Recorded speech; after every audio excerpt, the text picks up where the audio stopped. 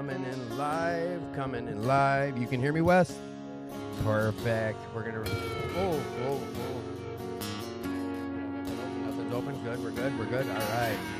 No, what I did... Yeah, I'm going to kill audio to TV. It's weird. That's the only place I can hear the audio nowadays. That was something I was going to bug you about. It just wasn't essential. Not through I don't have it through my headphones right now. Or on the computer. Just do that. So audio, for some reason, goes out to... I don't know. We'll deal with that later. But this is the part of the show where I say, welcome back, everybody, to Attitude for Gratitude's Will Work for Recovery podcast. And tonight we're going to have a good one. It's the night before the big Halloween bash all around town. I believe, though, there's multiple clubs that are already having, I know 2218 is doing a dual night Halloween bash. And tomorrow night, I know down here we're having a big bash. It's right after the 7 o'clock walk and talk meeting. Dinner will be served, big, huge spaghetti dinner. There'll be a costume contest, dance, and DJ. I know New Hope Alano's doing a big Halloween bash. Like I said, 2218 is. Fridley is. Tomorrow night's the night of recovery fun. If you know of any that you want to share about, just put it in the comments. Other than that, though, if there's anything that you'd like to ask about, any questions or comments for the guests, any questions you want me to make sure I allude to or whatever, let's use the comments like Judy just did. Thank you, Judy. But yes, anything. And if you have any information about upcoming events or any meetings you want the community to know about, put it in the comments. It's just a big, huge networking situation like I talk about every week. And as always, if you're out there and you're struggling, just please stay tuned and reach out. Use this podcast for networking. We're down here at 2520 North 2nd Street over in Minneapolis. Meetings every day of the week. Monday through Friday at 6:30 a.m. There's a structured AA meeting every day of the week. It's an early morning meeting. Then every day at 1 p.m. there's a meeting here. Wednesdays at about 5 o'clock. There's a men's meeting and a women's meeting. Following that at about 7 o'clock, there's the big, huge meeting on Monday, Tuesday, Wednesday, Thursday, Friday. And like I said, Saturdays, we have a huge 7 o'clock meeting as well. Sundays is the fun day Sunday deal. So during football season, they're grilling. It's $3. Come get a plate of food. It's a blast. There's tons to do. We'll Work for Recovery. We talk about it every week. But we also talk about other places like Serenity Village. We talk about all the other Alanos, 2218. There's plenty of recovery out here in the recovery world. Also, the other thing I want to talk to you guys about is American Pie Pizza. As I've always talked about, we don't do sponsorships around here, but we do have a partner, and that is American Pie Pizza. They'll be bringing in some pizzas again tonight. And so come on down. If you don't want to be on the show, you definitely don't need to be. But you can come down and get some free pizza. Will, he works there, and I believe his family owns that place. Or it's a family-ran business, and he's part of it, and he brings down some pizza. And I support it for one simple fact. It's good pizza. Other than that, though, I do strongly suggest that if you guys have information about any other events that I just didn't talk about or any other upcoming stuff, put it in the comment section because we share about that stuff in these rooms. I've got someone in the house that I want to just kick it off and get into some questions with him. The big meeting I know is running late tonight, and people will start slowly coming in. And if they don't, I'm going to hold Wes hostage to staying on forever. No, young man, who are you? I'm Wes. Welcome to the podcast, Wes. How's your night going? It's going pretty good. It's cold outside, though. Yeah, man. Are you on your bike? No. I put my bike away a couple weeks ago. Did you? Little house cleaning. What kind of time do you have in recovery? Oh, I've been sober since December 11th, 1978. Oh, 44 years, I believe that is? 44 years, yes. 44. Well, that's where I go like this. That's my little, I got little toys in the house. This might have to bring it back in your brain, Pan, but how did you originally hear about Will Work for Recovery? Do you remember how you ever heard about this place? I actually came here with a friend a few years ago. They were meeting on the other side of the building, and I think it was Diane I came down here with. She had heard about it, and I came down here with Mike H. and then Diane Okay. C. and we all hooked up here. And I just happened to see. Well, it's not hard to find an AA meeting these days. Drunks like to run in flocks, and they were all sitting outside in groups, and Slam that door open. smoking cigarettes. Yeah. And I walked inside, and I said, man, this place reminds me of that Wesley's church meeting. Okay. Yeah, all the couches and chairs That's where I was going to go with this. What was that impression when you walked in here? Like, because I know you've just shared. You've been around for 40 plus years, and I know you've seen your share of meetings around the country. I imagine. What was your thought when you came in? Like, yeah, elaborate on that. I love for people, because we do have quite a few listeners that have never been here, and a lot that haven't been in recovery that just they listen to check it out. How would you explain this place to someone? First, your impression, and then how would you explain it to someone else? Well, it was so unorganized when I first came to the first meeting here, and Paul and Carol were running it, and they were up front there, and I just kind of sat in the back and I listened, and I started looking around, and I just said, geez, this ain't too bad here. And I said, there's a lot of newcomers, and it started getting to me, because I do love sharing the program. It was so freely given to me, and I sat back and I listened, and up there was graffiti up on the ceiling, and I started looking at the ceiling, and I started seeing the steps written up on the ceiling on the panels, and there's these little sayings, graffiti all over the walls, and then I seen all this nostalgia. I start seeing things. I said, man, and every time I come here, there's always something new I never noticed before on the wall, and I've been coming for a few years now. I'm loving how you're describing this too, is because I usually this being that it's newer here. I was just telling Eric about this. Is like that's one of the main things I'm always asking people is like, hey, how would you hear about this place, and how would you explain? Like if someone came up, hey, I heard about a place called Will Work. How would you explain it to them? Like, that's a big question I ask people. And I want to ask you that, too, before I keep jabbing around about something else. How would you explain this to some new guy that came up to you and said, hey, I heard about Will Work. What is that place about? Like, how would you explain this to someone who's never been here? Well, if they're one of us, I would say it's for people like you. Right. You and me. Well, and I know Paul, I've had him on, he talks about that vision he had of this place prior to it coming to fruition, but I like to get the perspective of other people. I've heard a lot of different perspectives, but I like how you elaborate on that, because I think all of us, no one's put in those words, but a lot of us have been here, and same with me. I still see things I haven't noticed, especially out in that big room. And people are always donating more stuff, and he's hanging new stuff. We're going to eventually get this room like that, eventually. I'm running out of junk to bring. So anyone out there in listening land, come on down and bring some junk or stuff. But you've been, like I said, have you ever been to any other places that you could even compare? I know you brought up a different place. Where were you saying it was similar to this? Was there another place you said something? The Jitters meeting. Oh, beyond Jitters? Yes, it was over there on 1st Street and down the street from 2218. Is that where they moved to, or before they went to? Before they moved to 2218. Okay. Now they're not even there anymore. They moved out. Eric, you used to go to Jitters before 2218, or no? No. See, I never got to go. I heard a lot about it, but that was kind of busy like this. Like they had a bunch of stuff. Well, no, they had the furniture and the couches. Okay. Kind of like Sahara Club. But I do remember years ago, you're talking back in the early mid 70s, there used to be an AA group up on the second floor up on Cedar and Lake Street in a building. I can't remember the name of it, but you'd go up there, you would see couches up there. I do not remember the name of that group. So hold tight, because now I'm gonna bop over to this young man here. Yo. Who are you? I'm Eric. Welcome, Eric.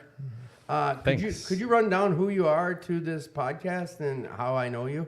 I I know that's an on-the-spot question. Well, it is. I mean, In retrospect, I feel like I'm boasting if I say it. No, do not. I want people. I've talked about you so much since the last time you've been on that I think the audiences do a little justice to hear from you.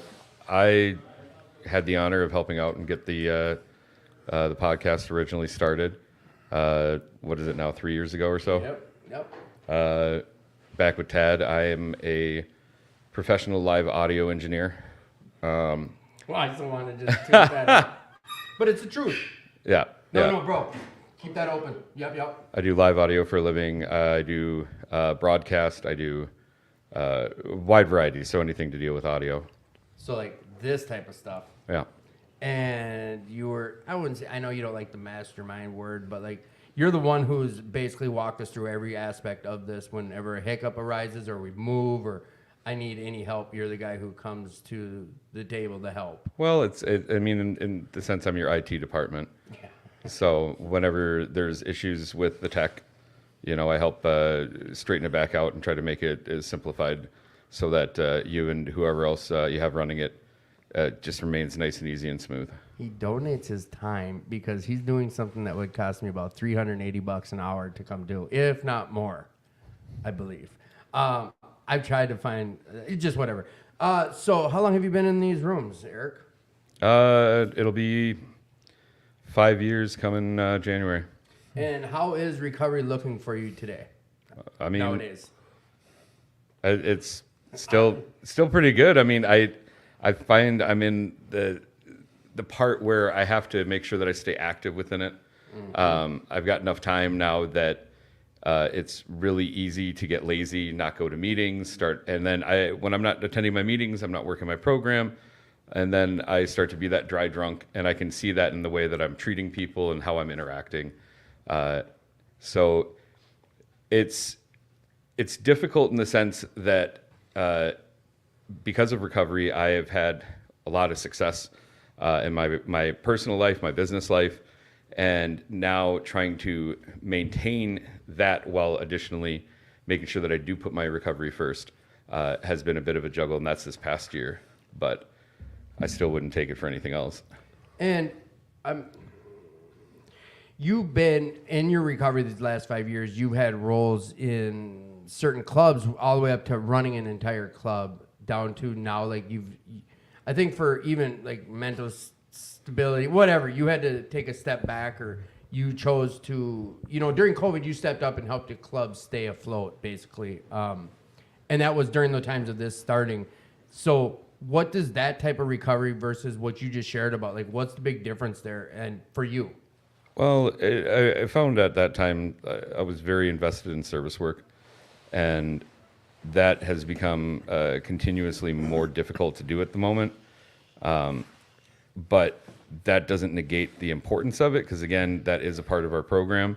And when we aren't helping other people, it's easy to kind of fall back into the pitfalls, because while I've got enough time now, I haven't had a craving for alcohol in years now. I can't recall the last time I had it, but the behavior that we as addicts have does start to come out if I'm not being constant with working programs. Right. So I have to just be very mindful of that, and working with people is an important part. And it's something that it was a lot easier, I think, to do it when I was working at a club. Yeah. Because, you're in the thick of it, and everything you're doing can have an immediate impact to benefit people. And right now I don't have that same impact, but I still am out there and, spreading the word. Met a cool cat last night at a show I performed at. He'd worked at Hazelden, has a master's in, I'm going to forget what he called it, but in recovery. And he was telling me his story. And I mean, it's one of these like far-fetched stories. And you're like, okay, I don't know how much I want to believe of this, but I'm going to take it at face value. And he was, he'd gone down to Central America and was bringing recovery down there. And this is after he'd worked at Hazelden. And he was bringing recovery down there, and he's making decent money, helping out people there. And then all of a sudden, the uber wealthy person came along and said, hey, I need you to help my son. And he's like, well, you know, I'm already doing this job. I've already committed. And this person handed him, you know, a number and said, you know, here's what I'll pay. And he said again, I'm already making good money. He's like, that's what I'm going to pay you every day, which was equivalent to his yearly salary. And so he took that and he did that for a number of years. And now, so he's amassed a bit of wealth, helping out the one percenters and their kids and they themselves who have addiction. And now he's trying to turn around and basically plant new seeds to help those grow within the recovery community. And met him last night, and it was just kind of a just chance encounter. But being in recovery, you know, when we keep our minds open, these type of opportunities, these experiences present themselves. They're always around us, but when we don't have the clarity of sobriety, we don't see them. Right. I think that's a good point too, and that's something that I'm going to gauge a few questions around. But being in that clarity of mind where you can even take on those type of conversations and use them. I have one last thing that I really wanted to talk to you about on air. That's me being kind of an ass about this and holding you hostage to this question is, so you, at one point, at the last facility we're at, when we got all this new stuff hooked up, you showed me this deal where we could take some phone calls. Yeah. Now, how far away am I right now from being able to do that, where I could put the link out there, or what? Could you talk me through what will it look like for listeners moving forward if they wanted to call in and be on the show? Well, so we utilize a service, and it's StreamYard. I'm not trying to give them a promo. It's just who we happen to be using. Right. And I think a lot of the live stream services do something similar, but we give you a link, and then you can either call in, or I think most of it's like webcam, kind of like a FaceTime chat. Yeah. And you connect, you go into what was called our waiting room, and you can converse with other people in the waiting room. You can hear what's going on live in the podcast, and then you get invited in, and you come into the room with us, basically. And it's all virtual. You come into the virtual room, and it's essentially just like being in the room. Okay. And the only thing that on our end that I think we need to just make sure that everybody is comfortable with is making sure that the computer audio is being streamed back into our headphones. So then I guess then this will be the last thing before I ask your gratitude, because I know you're going to get yourself set up and you're going to be on with us throughout the show, correct? Possibly. I realized as I was setting up, I actually brought the wrong cable, which is very ironic. Yeah, error.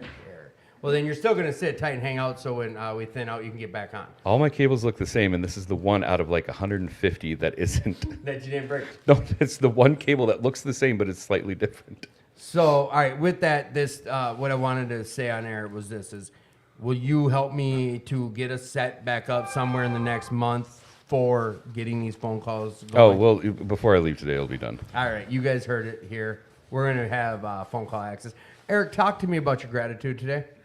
I am just grateful for my recovery and the family that it has been able to reconnect me with, the family that it has allowed me to grow. Having the clarity, having the patience to deal with kids and not snapping and being a complete fucking asshole to them. So yeah, especially with what you were just sharing about. All right, so what I'm going to do is I'm going to boot you for a sec. Yeah. While Josh or my new guy here hops in this seat. And please don't go far. I'd like you back on here. Wes, what I'd like to ask you is if there's anything that I know I barely talked to you or asked you questions, but is there anything you'd like to share about before I ask you to talk about some gratitude? You got the mic? Talk to us. What do you want to know? No, it's on you. If there's something like you'd want to bring up and share with the audience, or anything like you want to talk to recovery community, you know, something that you feel is important that maybe you want to shed some light on, talk to us. You know, a lot of people come in and talk about like the newcomer, like, you know, when you're at a meeting and you see that guy quiet in the corner, like go out of your way to talk to him. Just anything that, you know, something that comes to mind. And if nothing, that's all good. I'll have you share about your gratitude and hopefully hang out. And if we thin out, you hop back on. Well, I was in the meeting earlier tonight, and I heard someone say how hard it was for him to get into recovery. And I wanted to say was you came into recovery when you came through the door. Amen. You know. And I mean, this is a whole new experience.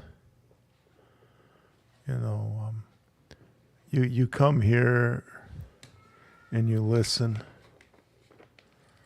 and you hear things that, my God, look what I can't believe what they're talking about. Things that you hid from yourself. And I had a good friend here, an older friend named Eugene Begay was his name, and he was from my reservation, and he sobered up in Chicago in 1958. And he talked about the first meeting that he ever went to. And he had a sense of humor. And he says to one of the guys, he says, this guy was sharing and talking, and he said, SOB, that guy talk about some horrible things that he did, you know. And he says when he drank.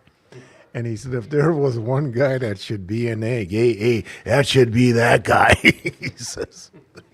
But you will wake up and you'll remember stuff. So are you shocked to see the type of the kind of stuff that we talk about? Hang on, you're on mute here. Yeah. You're on mute.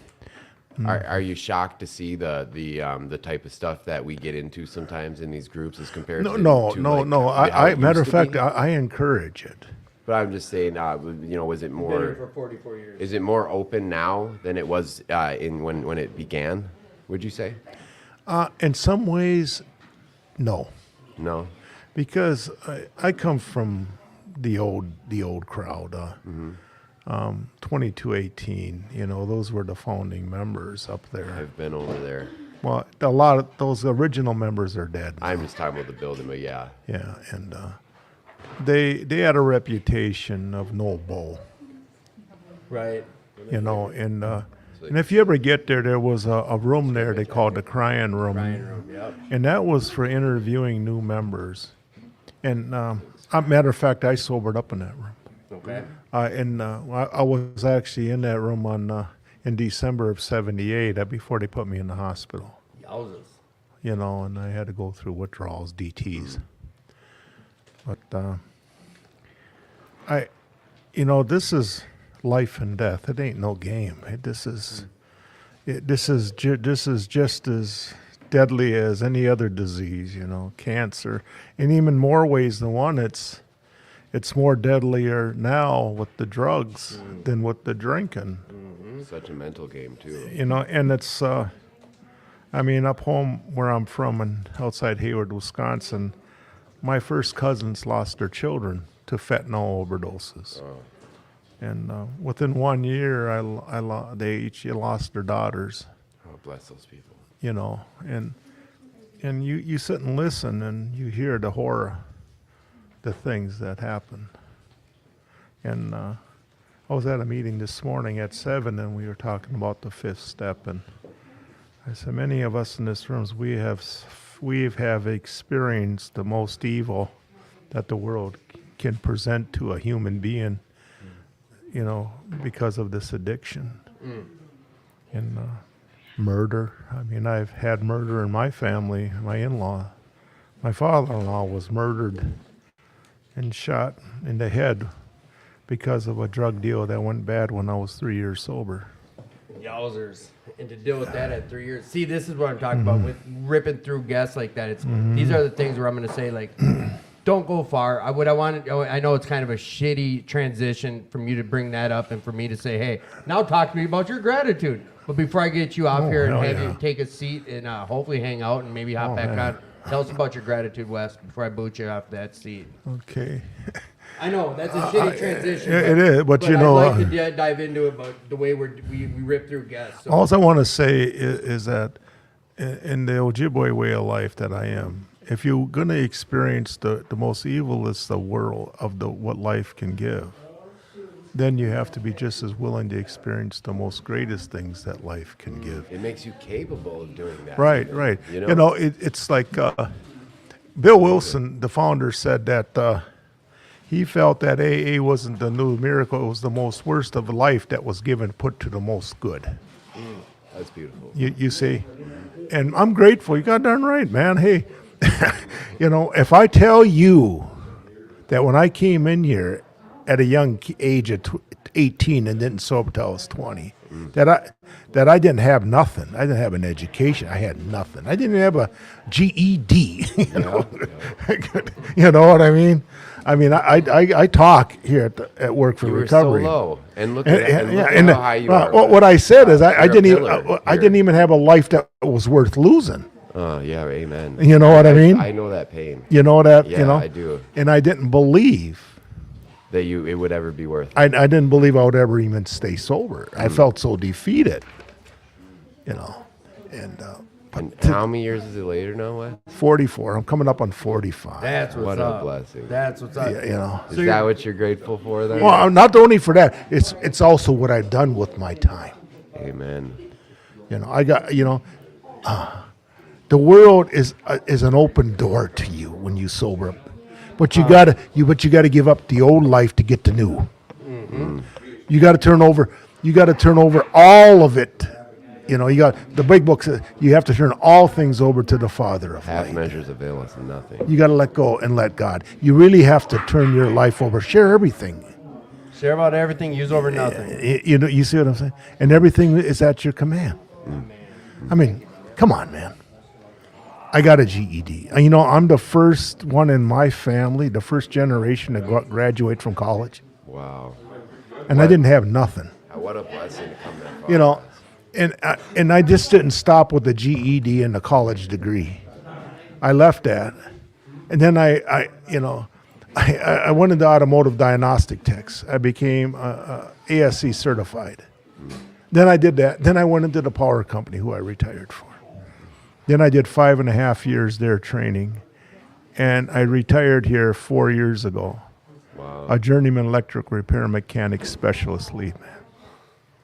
It's quite a title. Yeah, that's his new life, and you were afforded it because Such of a recovery. title. Huh? You see, and this all became, it removed what was blocking me from achieving these things. It's a beautiful life. Yeah. Oh, yeah. It's the the Lakota call it something. They call it Wonka Tonka. I like that. Okay, It's you almost know what funny. that and I'm sure some may be some Lakotas out there listening to me, but they got a name for it. It's called the Great Mystery.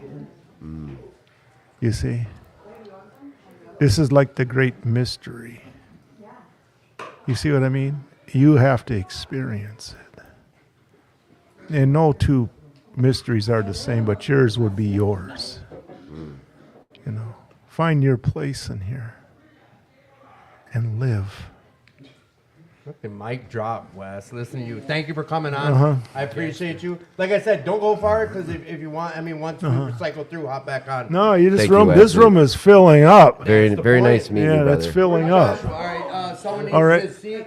Josh, there you are. Hop over there. Who are you, young man? Oh, wait. Okay, Sorry, I'm gonna get going here. Thank you, brother. Thank you so Thank much you for Wes. asking me. Those All right. words, I really appreciate. Okay, You've you got a take care. lot All of right. power. I'm going to Bye. silence you up while we switch that over. Young man, who are you? Jimmy. Jimmy. Hey, Jimmy. What's up and stuff? Well, what's up and stuff? Welcome back to the show. Jimmy, what does your recovery look like today versus that first year? The first year? Yeah, because you've been doing this without a drink for how long? It was 9 years, August 4th. Mind you, attitude of gratitude today. 9 years. So that first year versus this year, what is the difference? Well, the struggle's still real. What do you mean? Tell me. Well, I mean, sometimes we were talking in the meeting, a lot of what everybody had to say was kind of like, towards the end of it, was about kind of the maintenance things in our life where, we could be getting a house or getting a big car or meet a really good-looking woman. But at the end of the day, sometimes we can't figure out how to put air in our tires. Right. You know what I mean? Yeah, And good I point. had to sit and think about that. I'm like, that's fucking true. And the funny thing is I was looking at my dash, and both my back tires were low. It gave me like the red light, like you need to fill your tires. And the first thing that I got to say to it is, no, I run my tires low in the winter. And then I had to think about it. I'm like, is that really how I'm approaching the situation. I'm going to minimize the small stuff, the things that we should be doing that's going to strengthen us to be able to go buy a house. Amen. Or actually be able to sit in a relationship and do things like that. So it was just kind of weird, you know. I think from now to early recovery, I want to say it felt like, I don't want to say a party, but I got clean in Chaska. I don't know if you're familiar with Chaska. yes. That little granny's got I grew up. Chaska. I grew up in Waconia. I mean, I lived all over the place, but I grew up in Waconia, and I never really visited Chaska until I got clean. And when I got clean, it felt like everybody was having fun. Everybody was there. They were having fun, but it was also in recovery. Yep. And I just couldn't figure out why the hell these sons of bitches were having fun. I'm like, why are you all sitting here smiling, talking, hanging out? And mind you, back then, Caroline and Paul went there a lot, and they were all a part of that community. It was a big biker area too. Right. So it was always Thursday, Friday, Saturday. There was something going on all the time, no matter what. Even if they weren't going bowling or going out to eat, they were sitting in the parking lot just yippee. Some type of fellowship. Yeah, and what's different from my first year to now? There's a lot less partying. I can tell you that, and there's a lot more responsibility. But a lot of that has to do with, I'm going to kind of circle back to the maintenance. I'm able to handle a lot more of that little stuff. But that little stuff adds up every day. And I feel like when I stop doing those little things in my recovery or my daily routine, the day gets a lot worse. It just piles up. It just piles up. So then I got to come back into the party of the meetings and makes remind sense, myself why I'm here. Remind myself why I'm doing these things. You know, it's crazy. Those little things add up. They'll plug you They up do. eventually, right? They'll plug know? you up. So Jimmy, what brings you peace in life today? Peace in life today. That I know where I can go to be free when I'm having troubles. So I'm gonna have you elaborate on that. What does that look like? Like going in depth on that answer. Like where do you go nowadays? I think you kind of just shared about it prior, but still elaborate on that. Where do you go to find that? It should work. It's a little janky. Well, I go to This part. You're up next. the TV and watch football. No, I'm kidding. I just had a long, not argument, but constructive conversation about that. What looks like isolation for you is my serenity. Yeah. I go turn on a cartoon, and that's mental. Well, health another for me. thing, I like to read and I like to write. I do a lot of that, and I look for jobs. I talk to business people. Right. I mean, I go and do a lot of business meetings and do stuff like that. But I mean, as far as recovery and stuff, I go to meetings. I try to talk with people. I mean, I'm not as social as a lot of other people. I think we all struggle with that. But that's I get your out. serenity. I get out of whatever I'm doing. I guess the daily blah. Right. I come to a meeting. That's kind of, and that's the thing. Like, so when you're with, I like to say normal people who drink and do things normally. Yeah. That's They're like, common. well, what do you do for fun? And I said, I'm like, I go to meetings, and that's not fun to them. Well, I read. That's definitely not fun to them. I love reading. So it's like, oh shit. I hang out with friends. You know, I don't know what to say. But that's my happy place, I guess. I go to meetings. I talk with people. Eat pizza.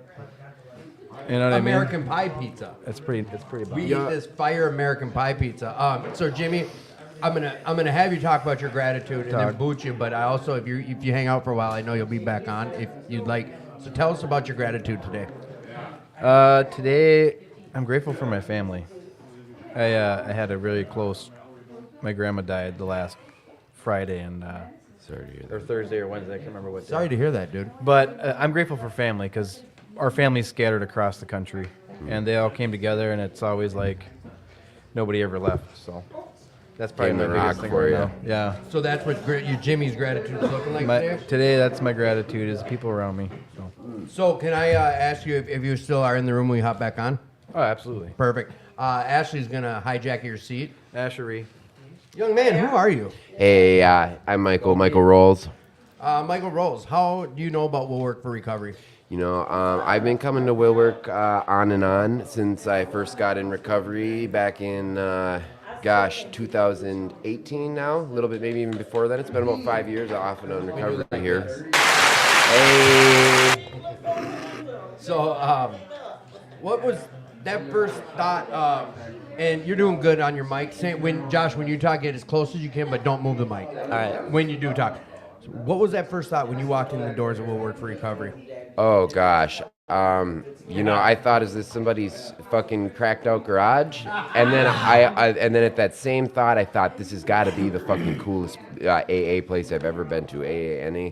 You go to so many of those places and it's a fucking big hard table in the center with these boring. school chairs around it, and that's all fine and everything. Everybody gets to look at each other, but this is a place that you can come, you can Vibrant. lay down, you can take it easy, and People just of all ages. just the way, there's all these decorations and stuff and all these the walls are like a big joke at the same time, Right. but they're so entertaining. And gosh, I could tell this was going to be the place that I wanted to be when I did my meeting. Someone came in here and said, "Oh, it's like a meth house without the meth." Yeah, I mean, and I don't know, it's not dirty like that. No, though, it's not like, at all. it's It's like- just what I think my man over here will be on in a little bit was like, it's just that busy. It's like everything that you could want as at an addict hangout without any of the addict bullshit.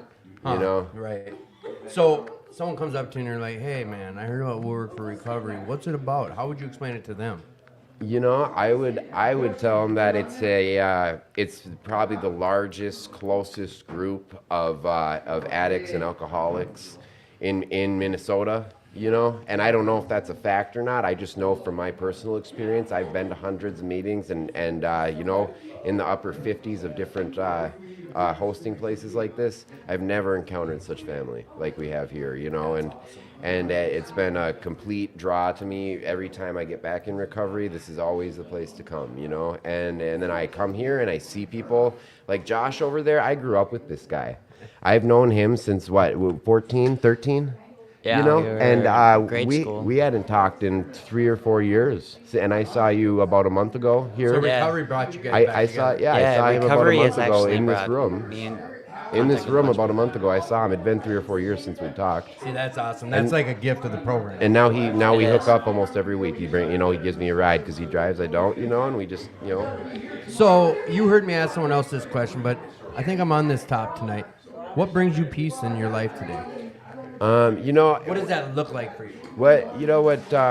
What he brought up was interesting to me. It's when people ask me what my passion is and what I'm about, it kind of scares me because I don't always have a lot to say because I'm doing a lot of recovery stuff. I'm doing a lot of treatment right now. Okay. And so a lot of my life entails just like people ask me what my passions are, and I wouldn't necessarily say that treatment is my passion or AA is my passion. It's your life right now. But it is my life, and so it has become, and it has to be a passion for me to have joy and for me to be accepting and capable of doing this stuff.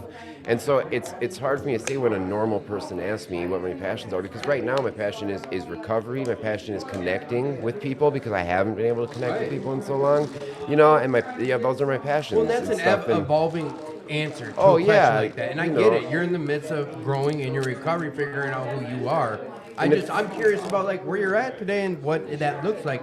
And I like what your answer was. Like, it's recovery. Right now it's recovery. That is literally what I'm doing on my day-to-day. I go home and I hope that there'll be somebody that is in the program, or even just a friend that isn't in the program that I can be around that will invite me to come be with them, because I know anyone in early recovery knows it is so hard just to be there, just to be in that moment and be on your own and feel alone and stuff. It's such a hard feeling to have, and so I go out of my way to make these relationships, and sometimes I put maybe a little bit too much on them, and that's a personal flaw of mine. But at the same time, it fulfills me so much when I have barely anything and I can help a friend. When I go to the food shelf and somebody's excited that I brought food home, and they're excited that I brought food home, and I'm saying, yeah, you guys can have this, makes me feel so good that I was able to give of what little I have, because it feels like you're giving so much more.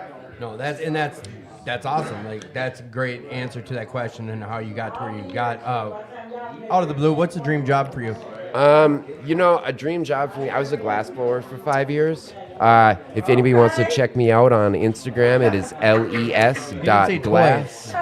Oh, I make cool toys. I make some fun stuff. I guess he makes toys too. Yeah. I prefer, I don't, Thinking something totally completely I did make You're pipes. thinking about pipes? I make pipes, jewelry, sex toys, all of it. When I I hear a did. girl say, "Oh yeah," I'm thinking she's thinking sex toys. Them are some of the most expensive toys I saw out there were glass. Oh blown yeah, toys. yeah. Fucking well. And let me pipe my. Let me. And you're let me pipe my Instagram really quick. It's less glass. It's les.glass, and that's it. Just look it up on Instagram. les.glass. You can check out my artwork. It's been about 3 or 4 years now since I've been doing the artwork, but that would be my dream, is to just do that full time like I used to.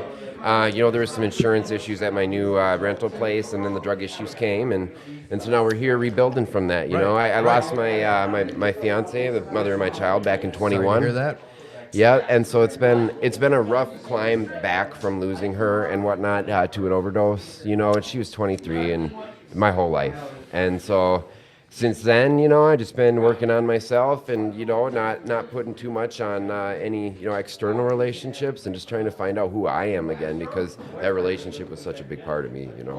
So now is the part in the show where I say, like, is there something you want to share about before I have you talk about gratitude? I think I kind of got that little piece out there. I liked how you brought up what I would like to do. I want to do the glass blowing thing, and I'm just learning to live life again without some of the closest people in my life, and learning how to live it sober and to love myself, and then in turn to be able to love people around me without it being awkward and stuff. I get that one. So tell us about your gratitude today, and then I need you to find someone to take that seat. I got you. All right, so I just got into the sober house here. It's a Stronger Sober House owned by Chad Unger. Shout out to Chad and the boys over there. They watch our podcast up here sometimes, especially Ryan. Love you, dude. I'm grateful for all those boys over there. Jeremy, Ryan, Jeff, Jay, all you guys in the house, man. You guys are rocks. We got to get everyone to start sharing this podcast and having them find it and start listening. And that's the other thing, is we do have a website. If people have an issue finding it on like YouTube or on the Facebook stuff, because a lot of people don't, you can do it through willworkforrecovery.org/podcast. So we can start sharing that all across the board with people. I always ran into a lot of issues trying to share the Facebook link through Messenger. For some reason, it'd make them sign up like it was a weird third party, people that had an account. But the willworkforrecovery.org website, that's the way to go. I'm going to have to get the link from you when we're done, because I'll post it up. I got a pretty active social media. I got about 4,000 friends, and then I got another 2,000 followers on Instagram. That's the business. So, bro, I really appreciate you coming on and Yeah, sharing. thank you so much. The final question I asked anyone who's been on for the first time is like, will you come back on another Friday? Like next Friday, any Friday you're here, would you be willing to come on the show? I'm here every Wednesday and Friday, and every Friday I've been here for the last month and a half. I've looked in here, and I kind of get a little nervous. I take my ride home, but hey, from How now bad on, was this? How No, bad this was it? wonderful. I was honestly, I haven't had time to walk in here and hang out, man. But this is all natural, organic. It felt really good, I like talking, and I like talking between people too. It's like I'd like to open it up to the whole table to have a conversation. Maybe when we have more time one day, That's kind of how this used to go. And in the last hour, if you're here, that's how we do. We chop it up and we get the just conversation real busy going. right now. I see we got a whole crew in here. And Whole that's the meeting. idea, is we cycle through everyone, like this center, it's this right here. Where's my sign? Right there. Your voice is valid, and we want everyone to have a chance to get on and let their voice be heard. So with that, thanks, brother. I appreciate you. Hey, I'll much get you this love. website so you can share it. Thank you, Tim. And we'll see you again. man. Yeah, blessings to everybody out there, man. Sending you guys some good vibes. Return them. Appreciate. Much love. Thanks, brother. Young man, who are you? Come on up. My name is Josh. Prove it. No. See, now that mic's all low, and I need you to get right on it. I have to get my vape. Yes. Here, I got it. It's broke twice. Huh? It's broke on us twice in music. Okay. Sorry. There we go. Sorry. Perfect. Now just lean forward. All right. So, Lean with it. how rock with it. did you hear about Will Work for Recovery, Josh? Well, the first time I came was with my friend Naomi. That's I'm on backwards. It is. It is. Really? It is. I just know someone is. said that before. What's your boy's name who just on the show?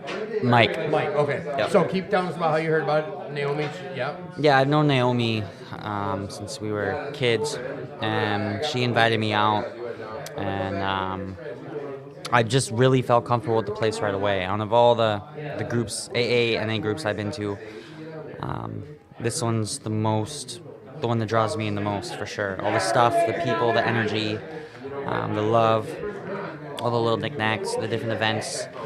Podcast's kind of cool too. So, all right, then this is always my follow-up question. Some stranger comes up to you, you know they're in recovery, and they say, I heard about We'll Work for Recovery. What's it like if I go there? How do you answer that question to a person? It's a community of people that are, man, it's I know. Well, you did just, I mean, you could basically answer it the same way, like, what did you think when you first walked in? Yeah. How did it help you? Yeah, that's a good one. Thank you. Yeah. How does this place help you? Look, it pulls me away from other activities in I a photo? could be doing. It helps you get outside yourself, pulls you away, yeah? Yeah. Keeps me on the bars, keeps me away from people I shouldn't be hanging out with. You've been to the men's meeting, the Wednesday men's Yes. meeting, correct? Yes. How would you share? Because we talk about all the meetings that go on here, and I know that we do have conventional structured AA meetings in the morning and on Sundays. Wednesday men's meeting. Share about what that is. It's a no bullshit meeting. Everybody just says what's on their mind, gives each other feedback based on their personal experience. They don't sugarcoat anything. It's one of the sayings of it is if it doesn't apply, let it fly. And that's my very first time I walked in there. I was like, oh, I don't take nothing personal or something, and then like. It wasn't long after that someone said something and I perked up and yeah. But no, I don't remember the whole let situation. me bring this up to you and ask you this question. Like, I'm gonna first preface it with this. Paul told me once, he's like, dude, the truth hurts, and that's why when someone says something and it either pisses you off or it affects you, you notice it's the truth. Like, if it doesn't apply, let it fly. But if it does, like, utilize it. Do you think the shit that affected you because it was some truth? Yeah, probably. I know it's a hard I'd thing say to so. answer, Absolutely. especially if it's something that we're working on or it bugs us about ourselves. I know there's certain things like I wish- these years. Go ahead. I wish I remember exactly what it was. But it was something like I know a lot of times people get affected when people are sharing about like trying to get their kids back. Child support is a huge one. Legal stuff, getting their license, things where either we procrastinate on doing, we thought we knew the answers, or I'm talking about myself. Like with my license situation, I'm like, no, it should have only been this. Well, it's bugging me because I know I'd never called DMV and got the real answers. Someone's telling me some shit I don't want to hear because it's the truth. Like, and it bugs me and it affects me. Well, it didn't bug him that much because he just said he didn't even remember what it was. Yeah. Gracie, where do you think you're going? I'll get you right.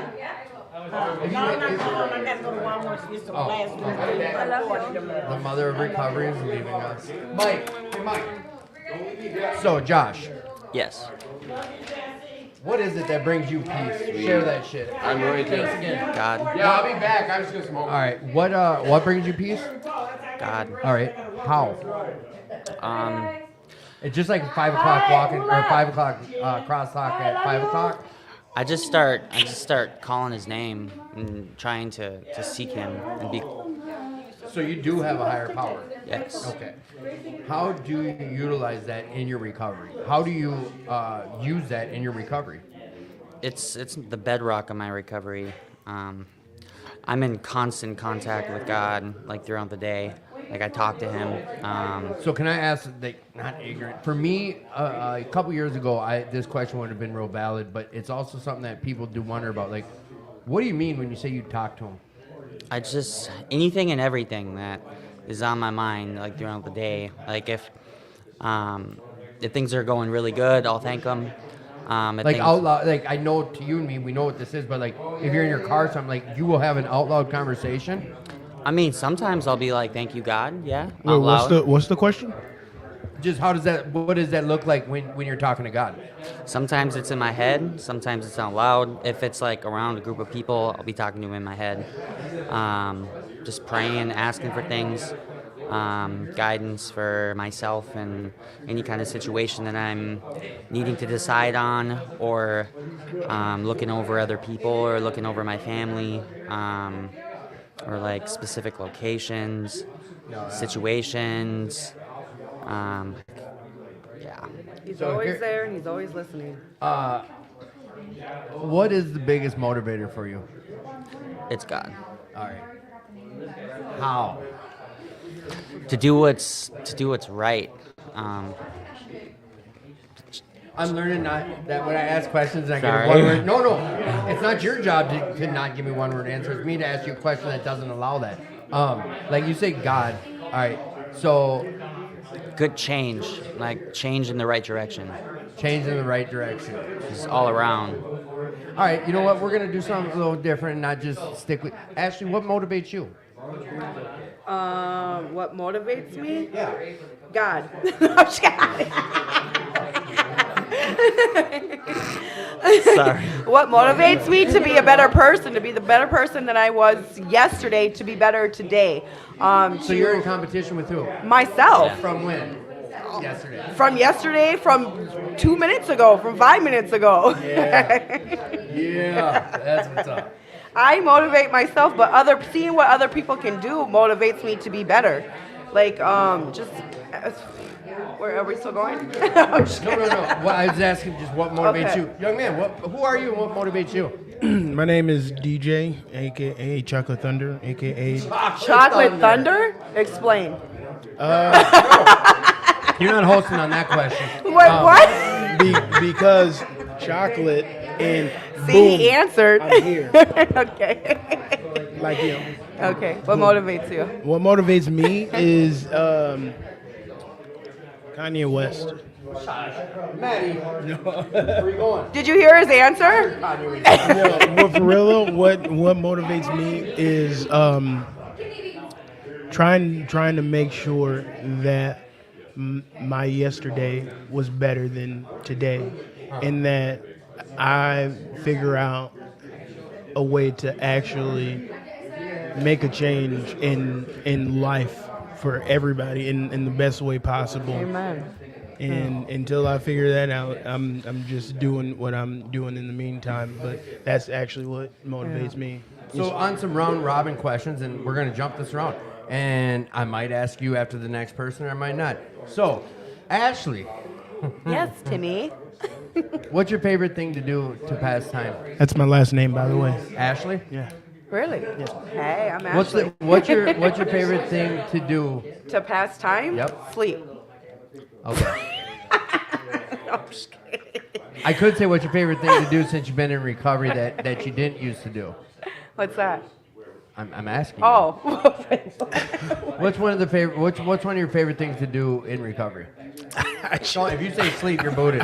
Hold on, I almost spit out my water because the answer that I came up with. Well, today I have a job. So I go to that. I work 4/10, so I'm at work 10 hours out of the day. Today I don't go to as many meetings as I used to when I first got clean. But I'm here today. It definitely. I went to a recovery event last weekend in Indiana, which was absolutely amazing. And I needed that spark in my life to bring back why I go to meetings as much as I do, why I'm around people in the program as much as I am. And I miss that. I moved out of the cities not long ago. I moved out to Elk River, so I'm further away from the cities. I work a job second shift, so I'm not around as much, but I can still make that time to show up. And that's what I used to do at the very beginning. I'd show up to everything, at every event, at every meeting, and be around all the time. Now I'm focusing on what I need to do to be a better person, and that's paying my bills, having a good job, paying the rent in my new apartment, just living life, and definitely having God in it 24/7. But yeah. Josh, what do you like most about yourself and why? About myself? Yeah. What do you like most about yourself and why do you like that? Gosh, No, Josh. I know. That's a hard one for somebody to say. It is tough.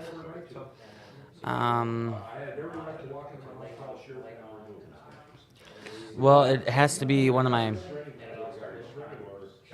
It's a blessing and a weakness. I'm very introspective. I see things. I tend to see things kind of before it happens. My intuition, I rely heavily on that. And the older I get, the more I'm learning to rely on that. How old are you? 28. All right, so this is just so in left field. Do you believe there's life on other planets? And if so, what kind of life? I don't believe there's life on other planets. Bullshit. I, His answer. You get yours. I do believe in aliens, but I believe they're like interdimensional. I think they live kind of around us and not necessarily. They're just called On a different Latinos. realm? They're just Yeah, called Latinos, man. I've listened to this guy. His name is Dr. Hugh Ross. and Old he, Rossi boy. yeah, he talks a lot about. Well, he worked for the government studying UFOs phenomenon and yada yada yada. There's multiple reports of like UFOs crashing into the ground, and if we were dealing with physical reality, there'd be like a crater there. But because it's like a different dimension, on a different like when plane. you're dreaming. And I think Oh, that is. Hey, That is. Dustin. I've heard. That is. You got a little. love you, buddy. Truth to what you said. I think they're fallen angels. They are. And there's angels and demons. They said that they are living. They've been among us. This one dude who's a whistleblower said they've been living among us, but amongst us, whatever. And they are in another actual plane, a different dimension. I think they can almost cross into this dimension too. I mean, this is so recovery related that I'm getting nauseous. And this is the other side of that question. And I asked you this last time. So, Josh, if you could have one superpower, what would it be? Oh gosh, one superpower. I like to be. We don't. It doesn't. I always like have to it. be recovery. No. Superpower. One superpower. And there is a follow-up question to that. So, Okay. give me your superpower. Man. And it's recovery related. It has to be a power, not an attribute. Phone ring. I'd like to be able to fly. Yeah, that's mine. And how could you improve recovery by being able to fly? I could put some people on my back and What? bring this to meetings Oh, get them to meetings. for free. All right, Josh. Before I ask you any other questions, is there anything you'd like to share about or bring up or share with the audience before we get into some wrap-up questions with you? Yeah.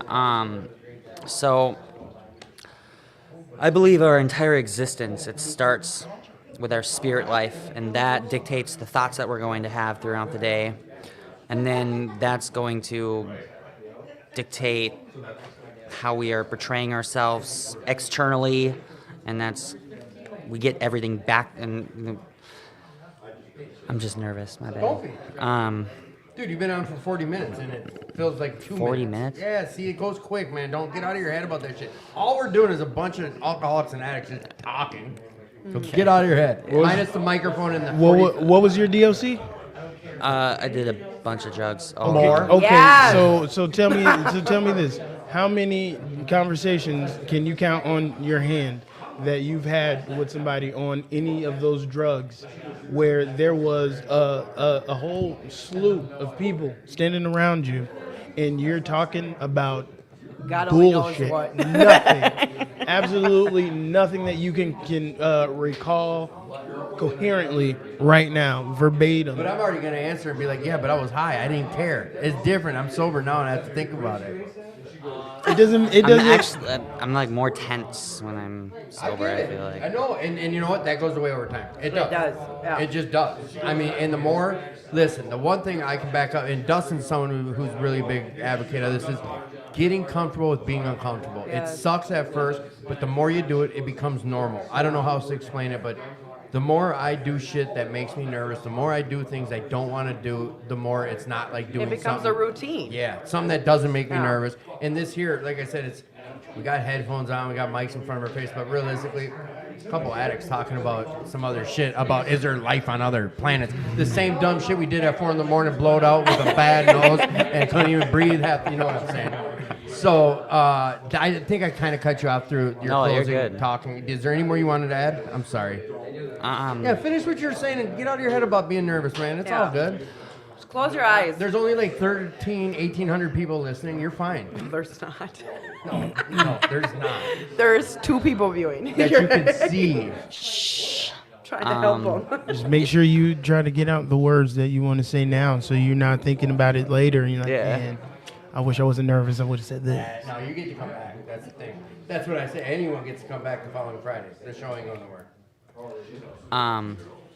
No matter what I'm going through in life, if I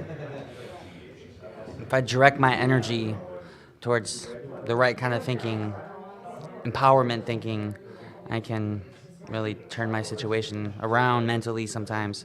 And I think that's so important to like gain a grasp, a control of our mind. Almost like positive affirmation type. Yeah, and that starts in this like the spiritual realm. Like Very if you got like the bad spirit, if you're attaching the wrong spirits to you and allowing the wrong energy to like be inside you, you're gonna start. At least me, I start thinking differently, acting differently, talking differently, walking differently. Right. F this, F that, and that. All of a sudden, I have a terrible day No, you're having a terrible day, yeah. because I'm allowing thoughts to just keep going that are not Bro, productive. it's not like you're hearing stuff. I promise you, it's not No. like you're hearing things. It's not like your head's acting games on you or nothing. You're good. I'm dumb. And Josh, tell me about your gratitude. In depth, tell me about your gratitude today. I'm grateful for everything that I still have left. Property, kids, businesses, family, friends. Yeah, Yeah. vehicles. What the heck? What are you doing? Nothing. Trying to figure out why certain things aren't happening the way they're supposed to happen. But it's all good. Josh, I love you, bro, and I'm thankful that you came on tonight. Will you come back? Yeah, Will you come back on? yeah. I'll try to be more Dude, relaxed. you did fine. You did just fine, man. Get out of your head about it. And all the things you wish you, all the things you wish you would have said, bring it on next Friday. And yeah, that guy right there with Yeah. the vest, leaning forward, Yeah. telling me he's up next. All right. Babe. Ooh. Dump, dump, da-dump, dump, dump. All right, boys and Why, girls. why can't I see myself? The camera's so far. It's Is a that podcast. Is that a black joke? Or what are you talking about? Quit fucking No, with my podcast, the lights man. are on. The lights are on. Here, I'm gonna do something for you. And I don't want to. You know what? We don't have to take it to that place. We can take it, man. We can All take right, it. so here's what we're gonna do. We're gonna my buddy Eric over there. He showed me all these new tricks, and here's another one. Watch this. If you don't take anything anywhere, Yeah. How do you like them apples? you can see me That's too and my bright. teeth now. Oh, shut up. All right, let's go like this. There. Is that better? You're on the big screen. Oh yeah, You're on both screens. Yeah, that's what's up. Okay. What's Better, up? matter of fact, on that one. Ashley, wave your hand once. Hey. There you go. There, the most important people are on the big screen. Her name is my name too. There we go. Oh, just stop it. This is not the type of stuff. All right, that is bright. Yeah, can we turn that down? Can I turn it down, sir? No, I was just saying I couldn't. The camera was too far, or I couldn't. You know, I want to see my good side. Other people want to see me. That's amazing. Now, We can really get funny with this. My new toys. All right. So, give you the red Light special all through the night. All right. So, here's the thing, boys and girls. I appreciate you coming on here and serenading the show. But we need to talk about some recovery. Who are you? Oh, sorry. Who are you? I am Sean. Oh, welcome back to the show, Sean. Welcome back. Welcome back. Glad to see you here. And I'm wondering, what brings you peace in your recovery today? What brings me peace in my recovery? You know what brings me peace in my recovery is that I know that the police will never knock on my fucking door again. That's what brings me peace. That's, a surface thing. But what really brings me peace is that I have the opportunity to live a very full life that is not clouded or dirtied by using drugs or alcohol. That's a good thing. It is a good thing. It's a great thing. What are you So doing? here's a weird question that they have me. Someone asked, "What is too much information?" Well, I mean, that's really just on the listener's part. If you don't want to hear it, then you can get up and walk away. No. The question to you is, what is too much information? I don't understand that question. I do. Oh, somebody asked that question? Yeah, I got sent in quite a few questions. How much information Does- is too much information? Now we're trying to talk about details. So Yeah, I'm just gonna interject and say goodbye and thanks for having me. Thank guys. you, Mike. Really appreciate Thank it. you. Thanks for being here. Blessings for everybody on the podcast and you folks. Thank see you. you next week. Peace in the Middle East. Real life Jay over there, man. Jay and Silent Bob. Bob. All right, so now here, let's ask you this other one. What is your favorite thing to do since being in recovery? What is my favorite thing to do since being in recovery? Yeah. Like, honestly, No, lie to me. like feeling myself. I like that a lot more better now. Wait a sec. Wait, what are we talking about? You might have to explain. I have elderly listeners to the show. What do you mean by feeling yourself? Masturbation. Oh, okay. So physical. Yeah. Thanks for being honest. Yeah. All right. So this is something that you couldn't do prior to. Oh, I recovery? did it. That wasn't the problem. It's just flicking my like, you know. Wait, we said enjoy, right? Yeah. Favorite things to do since being in recovery. Hell, yeah, it's that type of podcast tonight. Yeah. I mean, you asked. Oh, You we asked. have I'm a guy gonna who's go blowing there. Glass dildos on the show. Yeah, we What? I gotta introduce you to a guy who was on the show earlier. I didn't know about Yeah, that. the kid who was just here. Yeah, Mike. the one that just said goodbye. Yeah, he's What? a glass blower. And he blows dildos? I mean, like he makes them? No, he blows them. No. No, that's my job. Welcome to the comedy hour, guys. What is going on? And what is the deal with airplane food? So, being physical with yourself. Is there another thing? No, that you- yes. I'll get serious about it. I'm Oh, you sorry. weren't serious? No, I was serious, but I'm gonna get What is not so what is silly. your second favorite thing to do since being in recovery? Honestly, connecting with people not all fucked up. Like having real conversations about real things and not just, talking about the shit we used to talk about.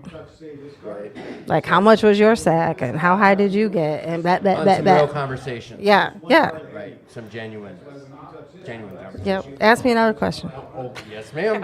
Yes, ma'am. Yes, ma'am. How high did you get? No. No. What do you like? I think I asked you this before, but I want to hear again. What do you like most about yourself? Oh, actually, you've never asked me that. Now I have. What do I like most about myself? I believe that I'm authentic as it gets. No. What do you like most about yourself? Not what you believe is true about yourself. Is that what you like most about yourself? Or what do you like most about yourself? I like. Stop it. That's a physical sense of myself. I don't think that's what they're looking for. You still like it? We all do. But anyways, what I like the most about myself is that I think I'm really fucking funny Yeah. and silly. So far. And silly. That's what I like about myself the most. Like, life is too fucking short, people. We can laugh in recovery. It doesn't have to be serious Share that all the shit. time. Yes. Like, laugh at yourself. Laugh at the mistakes we made, but also learn from them and move forward and laugh at the new shit. Now you're spitting some real shit. Well, I had to warm up, okay? Okay. Well, then let's get to some real Everything she said was real. I know. That's what I'm saying. So Thanks, let's Ashley. Get to the most realist question was about all this. What is one superpower you wish you had? Oh, I wish I could speak to animals. And how could you benefit? How could that benefit you in your recovery? Make them take Well, everybody. first of No, all, she's on some Dr. Doolittle shit, I think, right? You want to be able to every animal and you can hear what they say. yeah.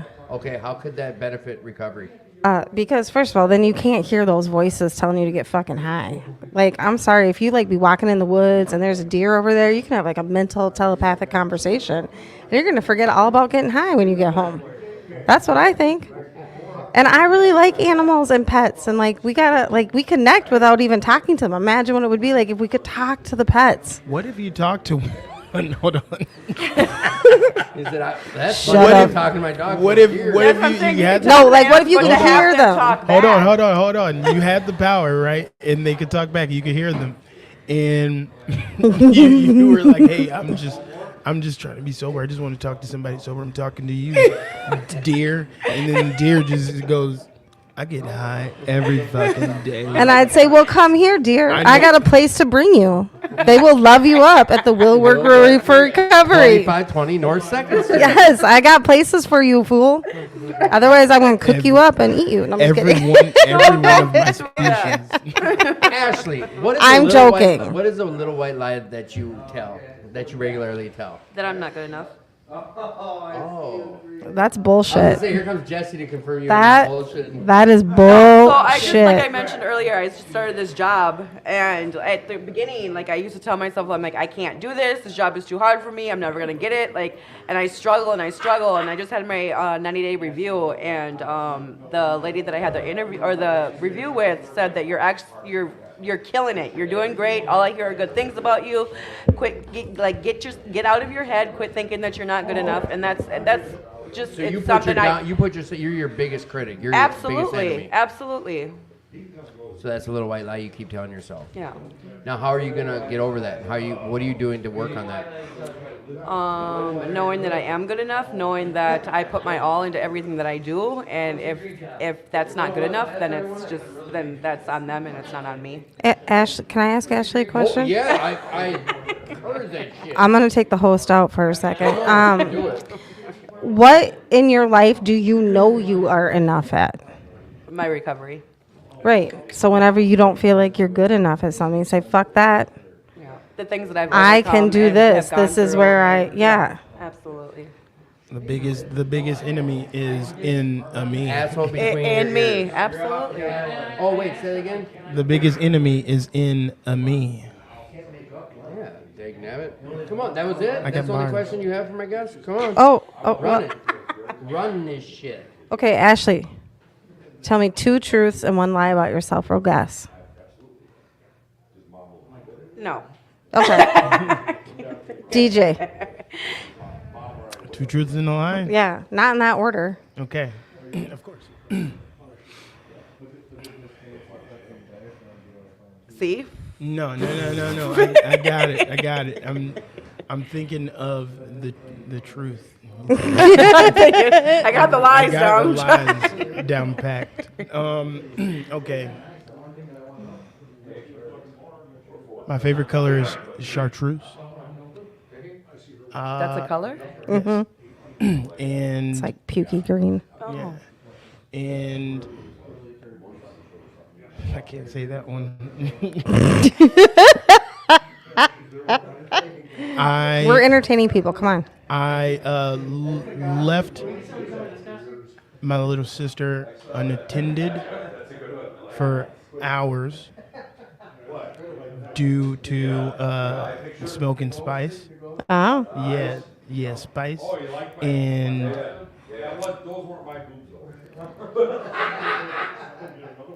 Come on. Fuck is spice. I can't sing.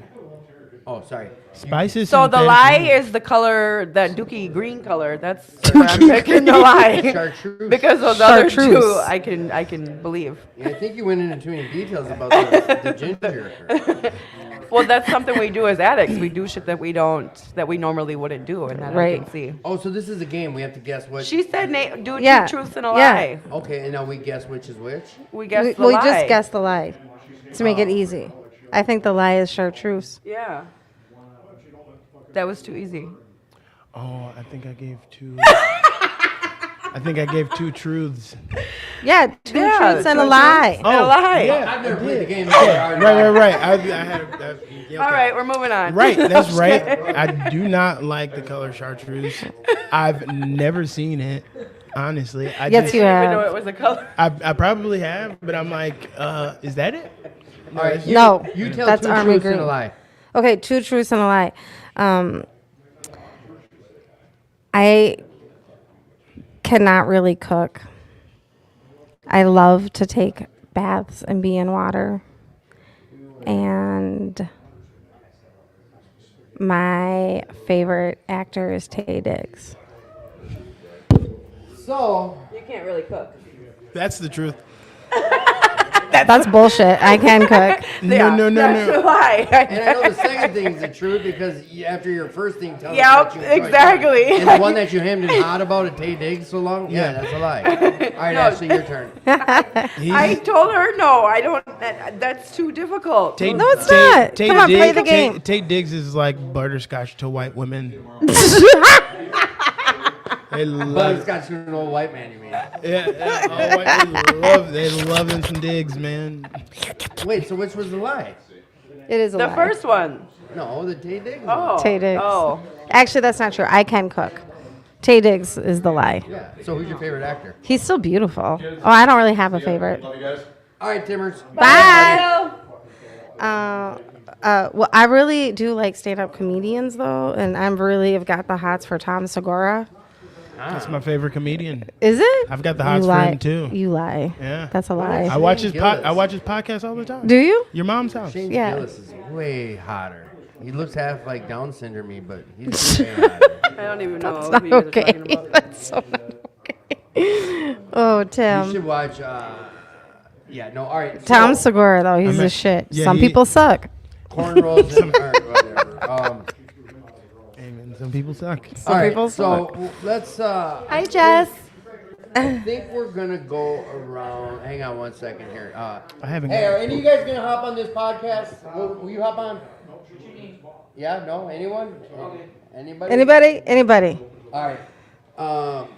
Let's start talking about some gratitude, you guys. Okay, sorry. No, no apologies. 'Kay. You're gonna You hop on? didn't. All You right. didn't even ask me what about what drew me into will work. You didn't ask me any will work questions. I'm feeling some type of Look at the way. little stubborn girl. Look at, she's like, I'm Hey, not Ashley, leaving. Who Yeah. told you about Will Work? Get on that mic. Keith Campbell. Okay. What did he say about it?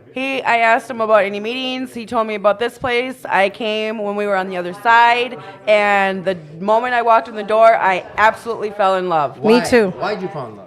I fell in love because of the people. It was a great energy. Paul was absolutely amazing. When I first got here, he was like, let me give you a tour of the place. He showed me around the place. And then I lived in Prior Lake. I didn't drive. I found myself a ride every single day of the week to come here. I've been coming here for over 5 years. I've been here since the beginning pretty much, and I fell in love. Like, the energy is amazing. I found out how to have fun being here, like what true fun is. My support system is here. Everybody that I love is here. Everybody I can trust is here.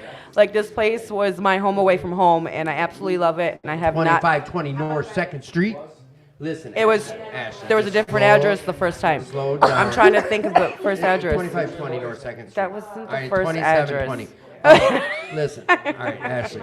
I absolutely love Will Work for Recovery. This is my day one. You went too ham. Day Slow down. I got one. a lot more questions to ask. Oh, Damn.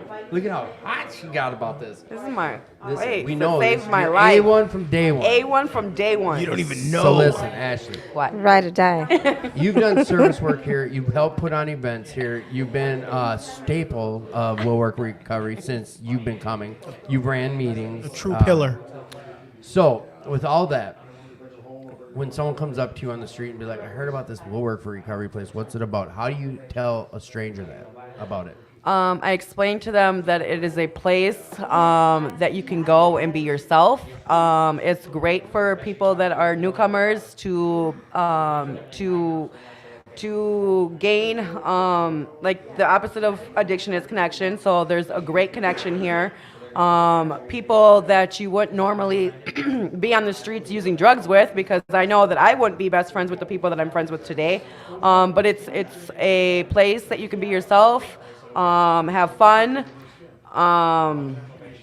and just learn about recovery. And it's not an AA, it's not NA, it's just a place for recovery. What's that? Nothing. I found out I can do this, and it changes the camera view. Yep. Oh, Tim's doing weird things. There we go. Women on the cover. We got women on the cover. But I have brought a lot of people here to Will Work for Recovery. Yes, you have. I have brought a lot of people here, and they have. absolutely love it.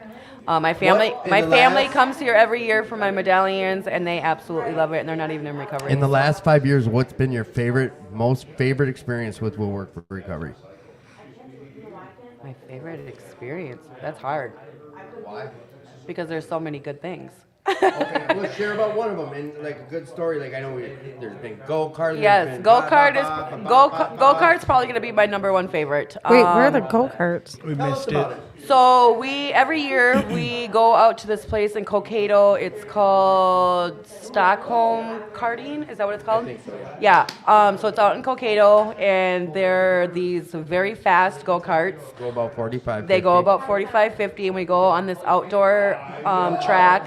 But the first time we went, it was absolutely amazing, and we made it a yearly event. Wow, so. that's Were you fast. there when Gracie was the first time she drove? Yes. You were there then too, Yes, right? and Yeah. we lapped her.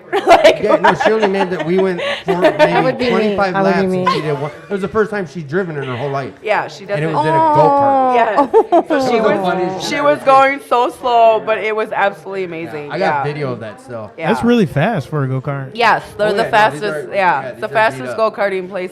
Yeah, They're beat up. absolutely amazing. I gotta go there. All So the we other go places- every year about September, October. So we just went not long ago. About a month Yeah, I know. I Yeah. heard about it. I missed Yeah. it. I didn't have Not a job. next year. You'll And be there next year. realistically, it's not that bad, and that's the thing is, wish you would have known. If you can't afford it, you come talk to Paul or Caroline. Yeah, We can- and we'll we figure have it out. grants here for certain things like that, where someone will come up and give $100 when it was only 20 to do it, and he'll say, "Hey, if someone can't afford it, boom."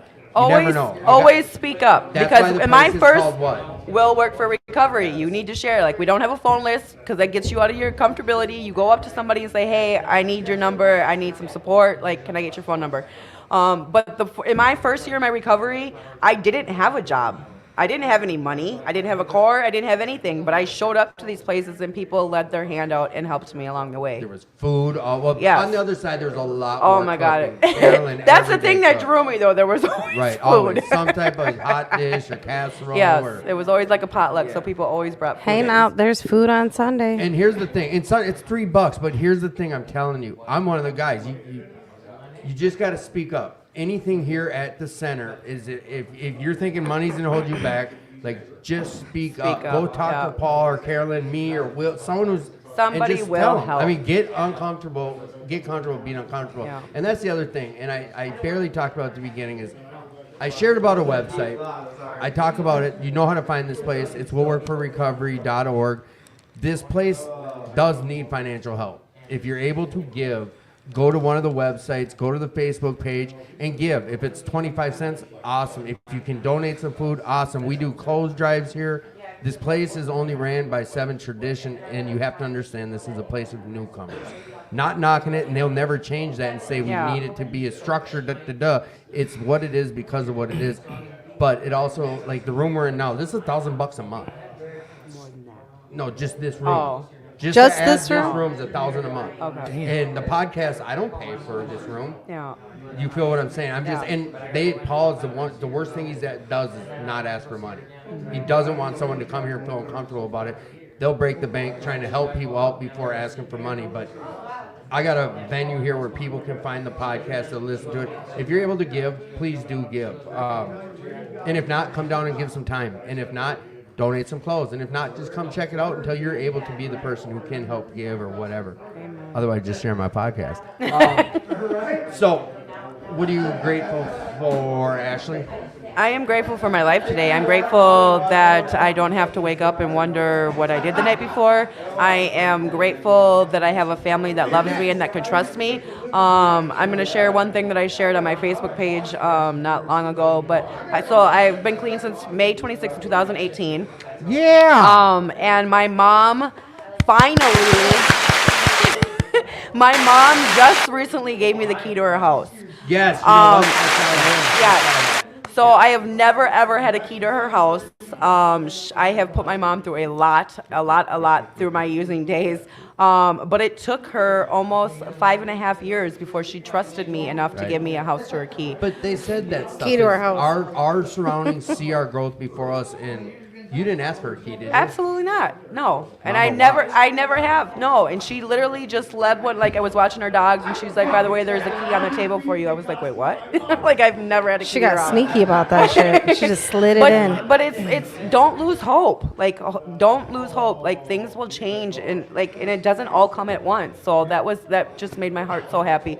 But I am grateful for so much in my life today. For the person that I've become today, that I'm able to lend out a hand to the ones that are struggling, suffering. Like so many people reach out to me. I'm grateful for my boyfriend.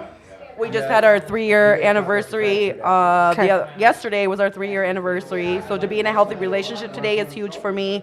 I could go on and on with this gratitude. That's amazing. list. But life is good today. Life is what I never have imagined in my life, and I'm here to show others that it's possible. So, Right? And aren't you grateful for that? Yeah.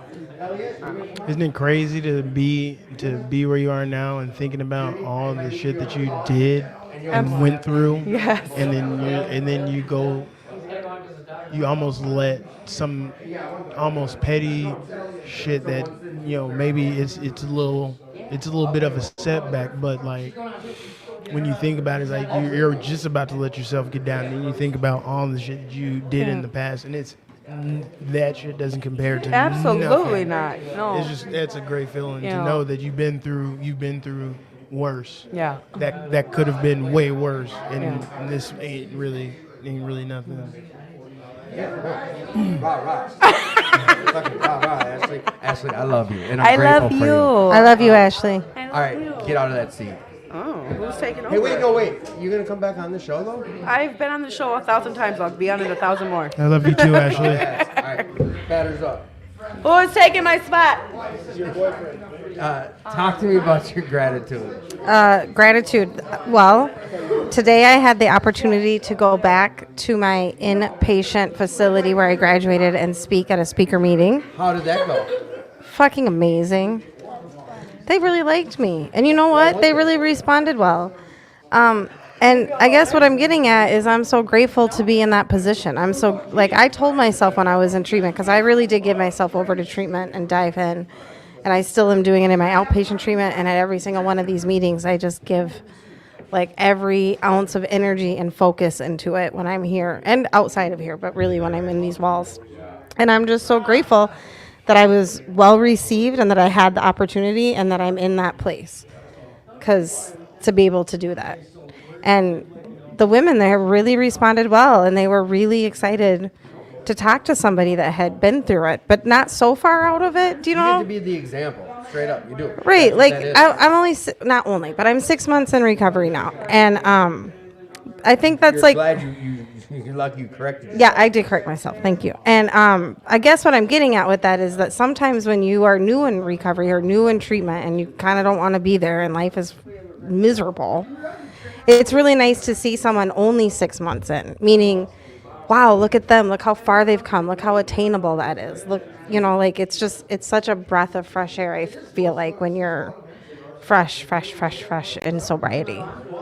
So anyways, I'm just really thankful for my recovery because of that I am finally at a place I can give back to the people that gave me so much. And I'm grateful for you being Ah. And I'm grateful for you being here. Thank you. Thank Will you. you be back on Friday? Yeah. All right, good. William, please come grab this seat. I know we didn't talk like I wanted. I didn't even get to really directly ask you questions. You're good. But you got in. Yeah, I like And where were you last Friday? I was at work.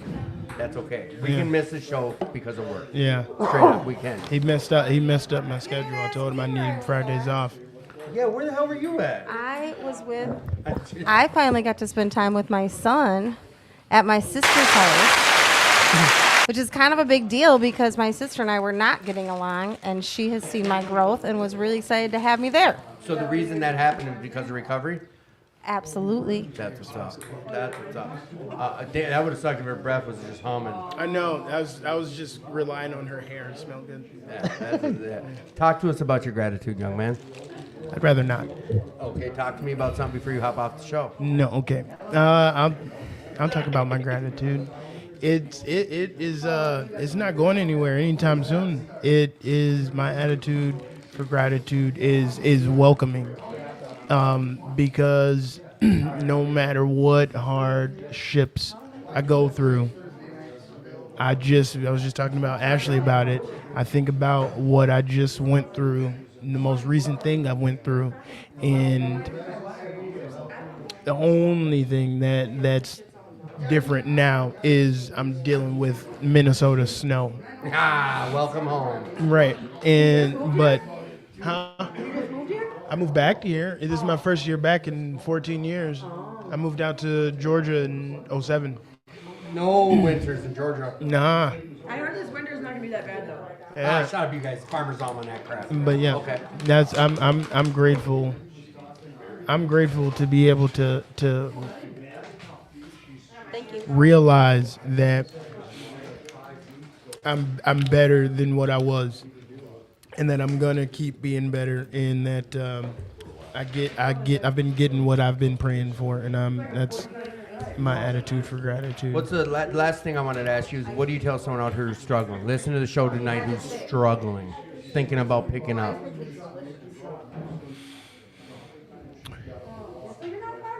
First, don't. Second,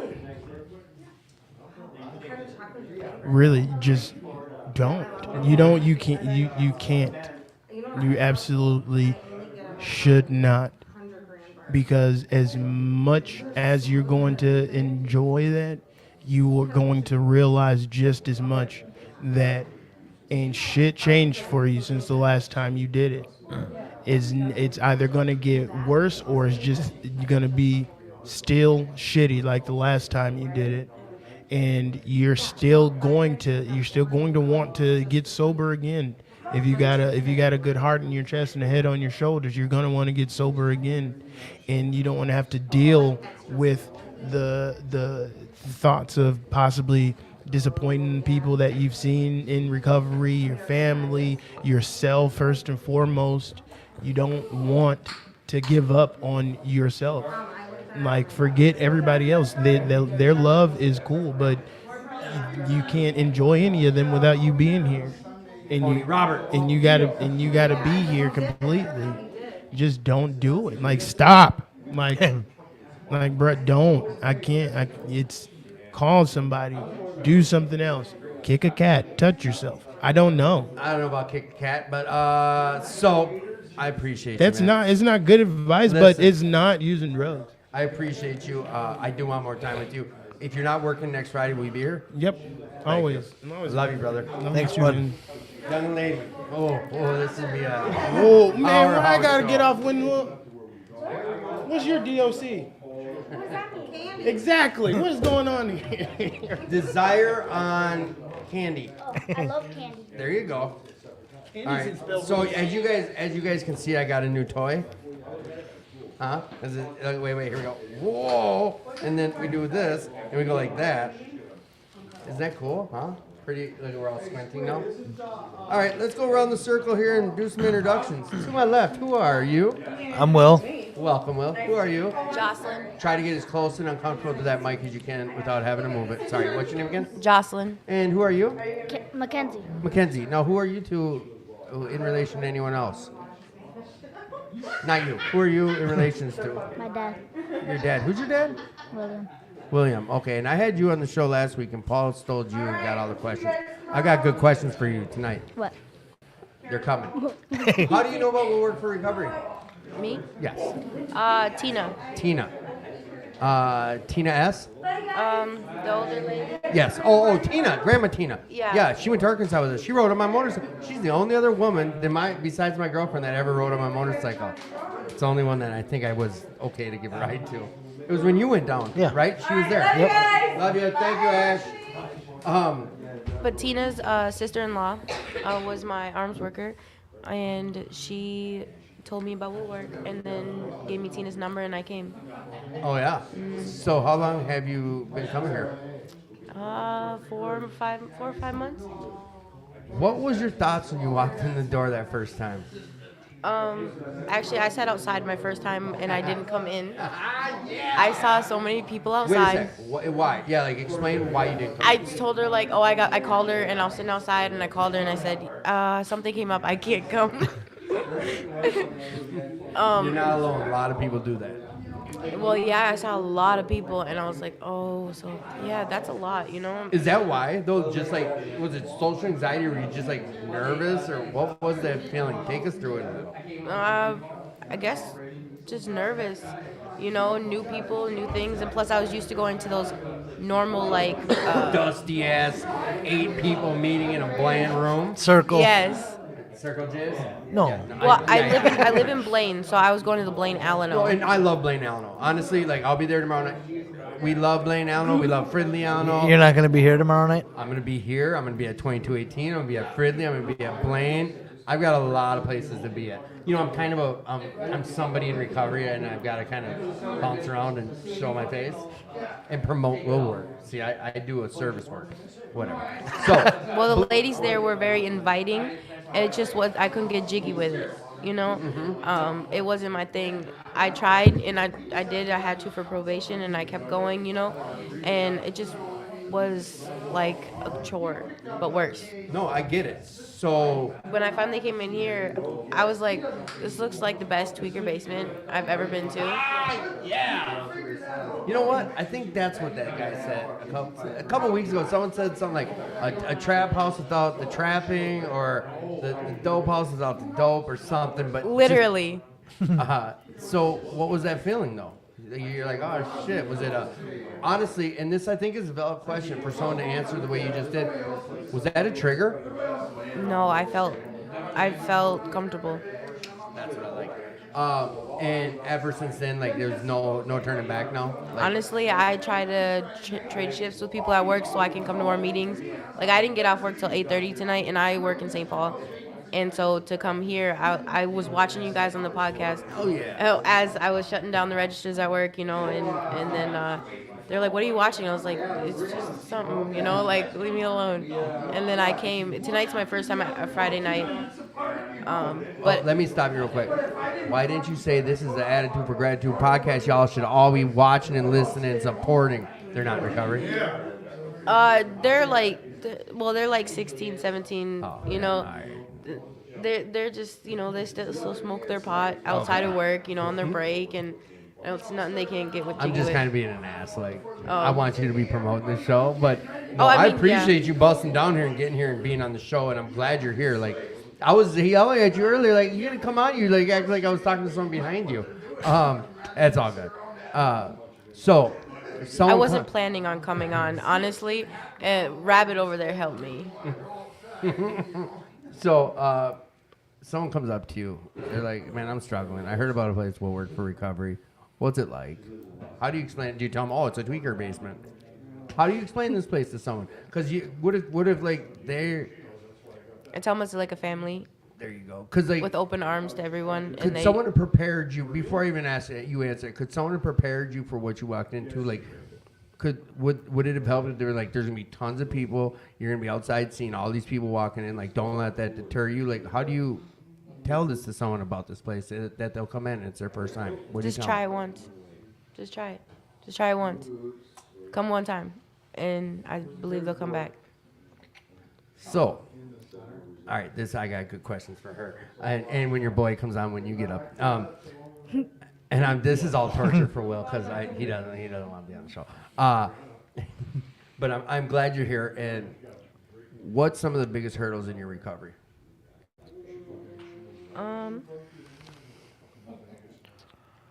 Biggest hurdles?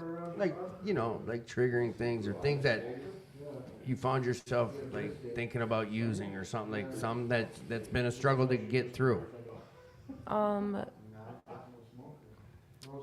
Probably my family situation. Seeing that most of my family uses, and that's hard, you know. If I'm just trying to say, hey, or pop in at my dad's or pop in at my mom, you know.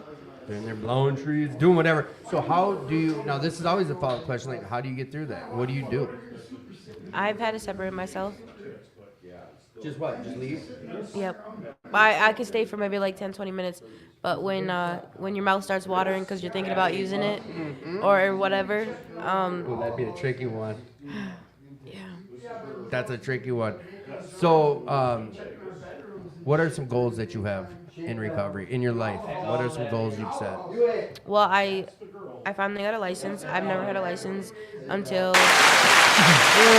No, that's something we celebrate. It's serious. July this year. I got my license, and I'm 24, and I didn't have my license till then because I was driving no license, no insurance, you know, and I stacked up 16 tickets of that, and I had to pay all that off.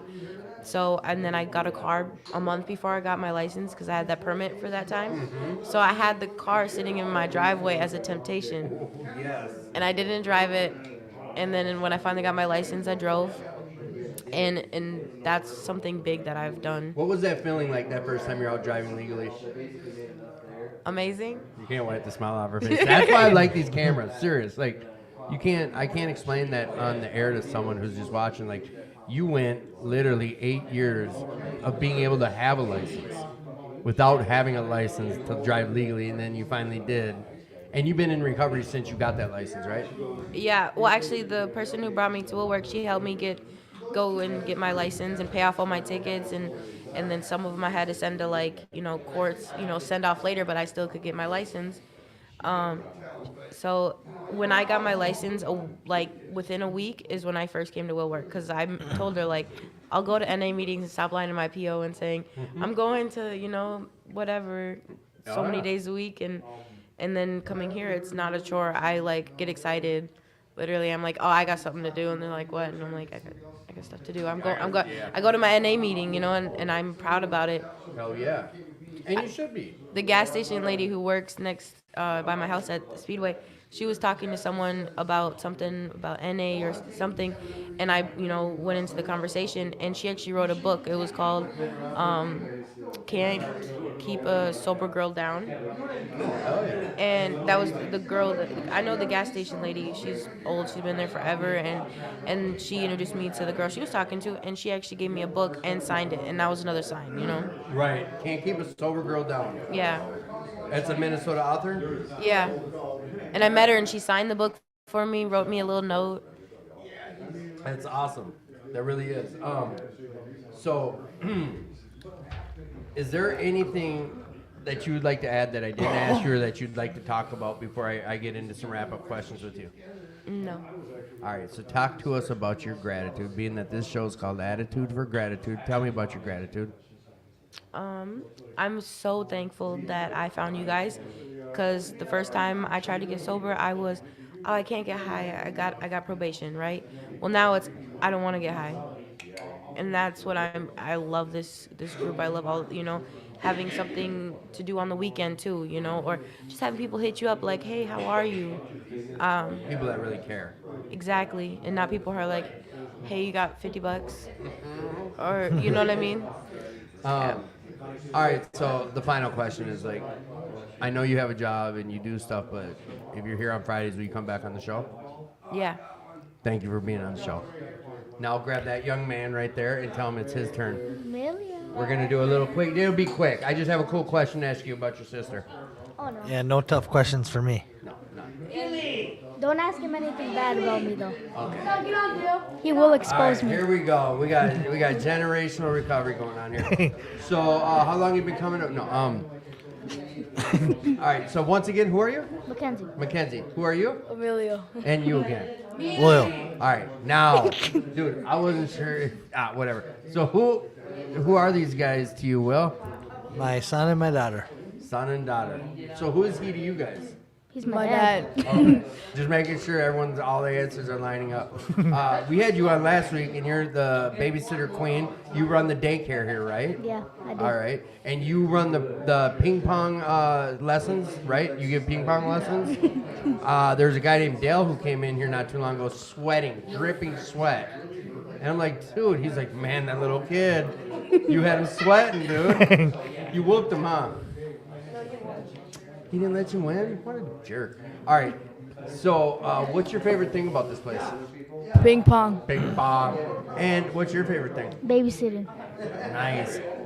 You know what? No, I have a question. It's not a hard one. What's your favorite thing about Will Work, Will? It helps me stay sober. That's what's up. Now, if I wasn't on the ball enough about it earlier, Will is American Pie Pizza.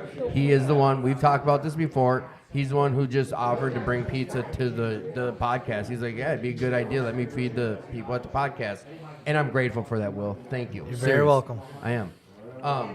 So, if you could have one superpower, what would it be? You. Be invisible. Invisible. If you could have one superpower, what would it be?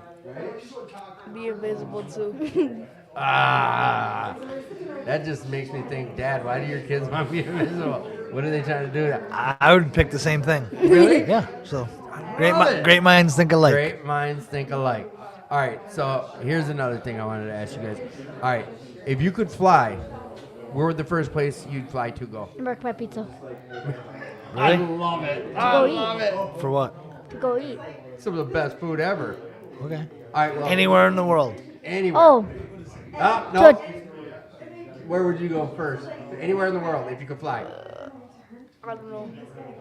Where? I don't know. All right, go ahead. I would go to a Taylor Swift concert. Taylor Swift concert. Fly with one of them outdoor concerts? Yep. All right. Well, will you guys both come back again? And you guys would love to come back and hang out here, right? Yep. It's not a chore. No. It's fun. Yeah. All right. Dad, I'm at Will. Yes. This is the time on the podcast and the show that I straight up thank you, like serious. Thank you for doing what you do here at the center and always helping out with rides and helping out with newcomers, making the best coffee in town. And anyone who comes here who has coffee on a busy night, it's because Will was in the house making that coffee. And he does it because why? Why do you do that? Because it helps me stay sober. Right. It all comes back to that. How long have you been coming here, Will? Since February of 21. There's a story I wanted you to tell me about. How? You know, no, just tell me about your gratitude, and we're gonna wrap the show up. No, just tell me about your gratitude. My gratitude is being able to be a father in their lives. This recovery center. Yep.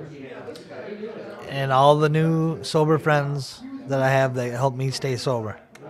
What makes you happy, young man? Soccer and family and my friends. I thought you were gonna say ping pong. Oh, ping pong. And ping pong. What makes you happy? Babysitting my family and friends. I really. And what about having dad sober? I said family. Family. No, but and having dad sober, not what they've seen you not sober. yeah. Okay. So having dad be like he is today, not like he used to be. Yep. Yeah. I put the words in their mouth. Thanks, Tim. I love you guys. I love you, Will. Love you too, Thank bud. you, buddy. All right. Love you guys too. All right. Hey, Dale, batter's up. You guys can all. Eric, would you join us here? What? Or no, you want I'll stand for a minute. All right, good. Yep, because I want. Yep. I'll stay. I need. Dale's gonna steal your seat. And Next week. Eric's gonna steal your, you got to promise to come back next week. I'll be there. All right. All right, bye. Look, Neely. he didn't want to come on. Now he's I not. know. I love that. Her too. That's will work. She's like, I want to go back on. You're coming with. Cool. Next week, you guys are coming on then.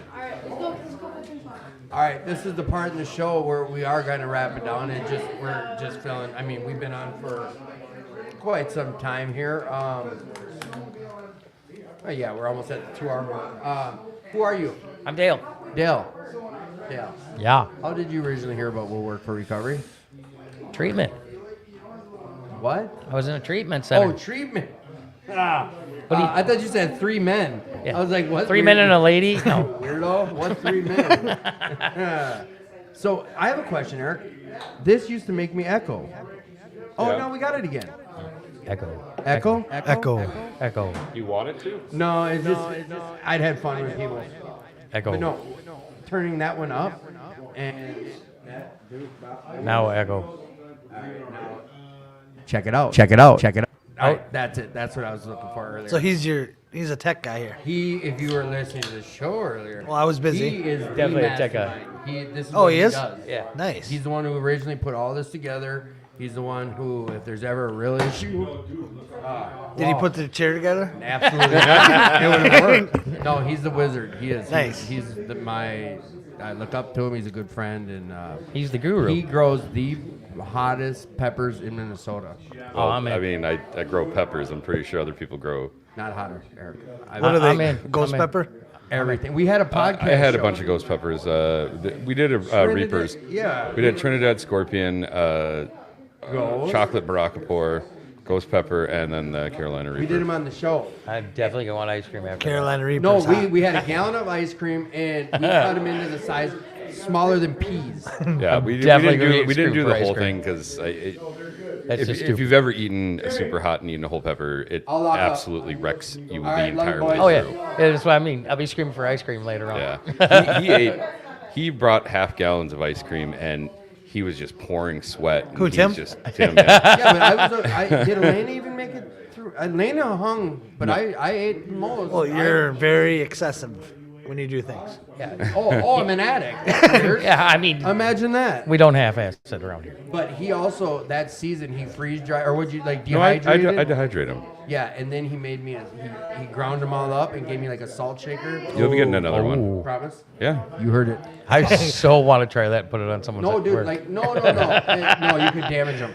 But let me tell you this, like, my brother makes Don't touch your eyes after you use it for real. Don't touch a lot of things after you get done Dude, eating. Correct. a 2-gallon jug of chili, like 4 shakes of that, like salt. Yeah, it's no joke. And I don't put Carolina Reaper in anything. I use that. I shouldn't say that.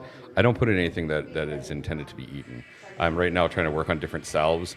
So that's things supposed to be good for. Well, that's why that pepper was created as an alternative to anesthetics, because for people who have allergies to like Novocaine. That is the alternative, because if you've ever eaten a Carolina Reaper, like the first thing it obviously hits you is like, holy hell, this thing is fucking hot. But after about 5 minutes, it does completely numb whatever surfaces it touches. And the goddamn cops found out about this and started putting it into their damn spray. Well, I don't know if they put it in their sprays, because the cops spray you, it doesn't fucking numb you. Yeah, it definitely doesn't go numb after you get It is sprayed. the type of pepper they in pepper spray. It's Yes. pepper spray. I don't know which pepper, but. And I didn't mean to come down so hard on the cops. They need that stuff for certain stuff, I guess. Well, especially arresting you. Yeah, I'm grateful for all the cops that arrested me. 'Cause- So, I just saw you did another batch of, was it Thai chilies and, what was it? You had 2 different ones that you just posted. Well, so it's very odd that we are just about to have our first hard frost here in Minnesota. So today I had to kill all the plants and pull them. So, and it's been a really weird season, because for whatever reason, this is kind of peppers across the whole metro from people I talk with. We didn't really get a lot of growth most of the year. And then the weather dipped down into this cool range, and all of a sudden all of the peppers started taking off. So if I had another 2 months of growth, I'd have just this ridiculous amount. But I did have to pull the plants today so they wouldn't, freeze. And if your peppers freeze on the while they're still on the plant, Kill them? well, it kills them, but it turns them to mush, right? Like it loses that crispiness, and you can't hydrate them correctly. You can't really use them very well. It turns them into garbage. I don't know if I told you this, and I know we're so far off the mark here, but when I went out to visit a buddy in Illinois, Quincy, Illinois, named Mike Dade. He's not in the program, so I could say it. He's fire chief out there. I stayed with him for 2 nights. First place I went on a bike trip, and he was like, "You want some cherry tomatoes?" I was like, "Hell yeah!" I had some. He's like, "What do you think?" I'm like, "Why is my mouth kind of burning?" He's like, he started smiling. He grew his tomatoes in the same pot that he was growing jalapenos and scorpions, and I don't know what it was, but they had a flavor to them, and they were the best cherry tomatoes I've ever had in my life. So peppers and tomatoes are both in the nightshade family, Okay. and so that there can be cross-pollination, crossbreeding that occurs, and so that's actually what you had happen there, is when you had cross-pollination. So good. But Nice. it wasn't like they were super spicy. It just had a Little little, spunk. not even like a bite. It just a flavor of a jalapeno in a cherry tomato. And I'm not a big cherry tomato guy, but ever since then, like I've been out there 2 years in a row to just get those fire. So Dale, Yes. what brings you peace today?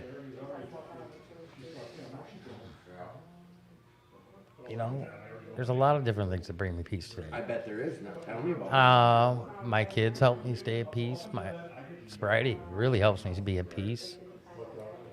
Having great people around me keeps me in peace.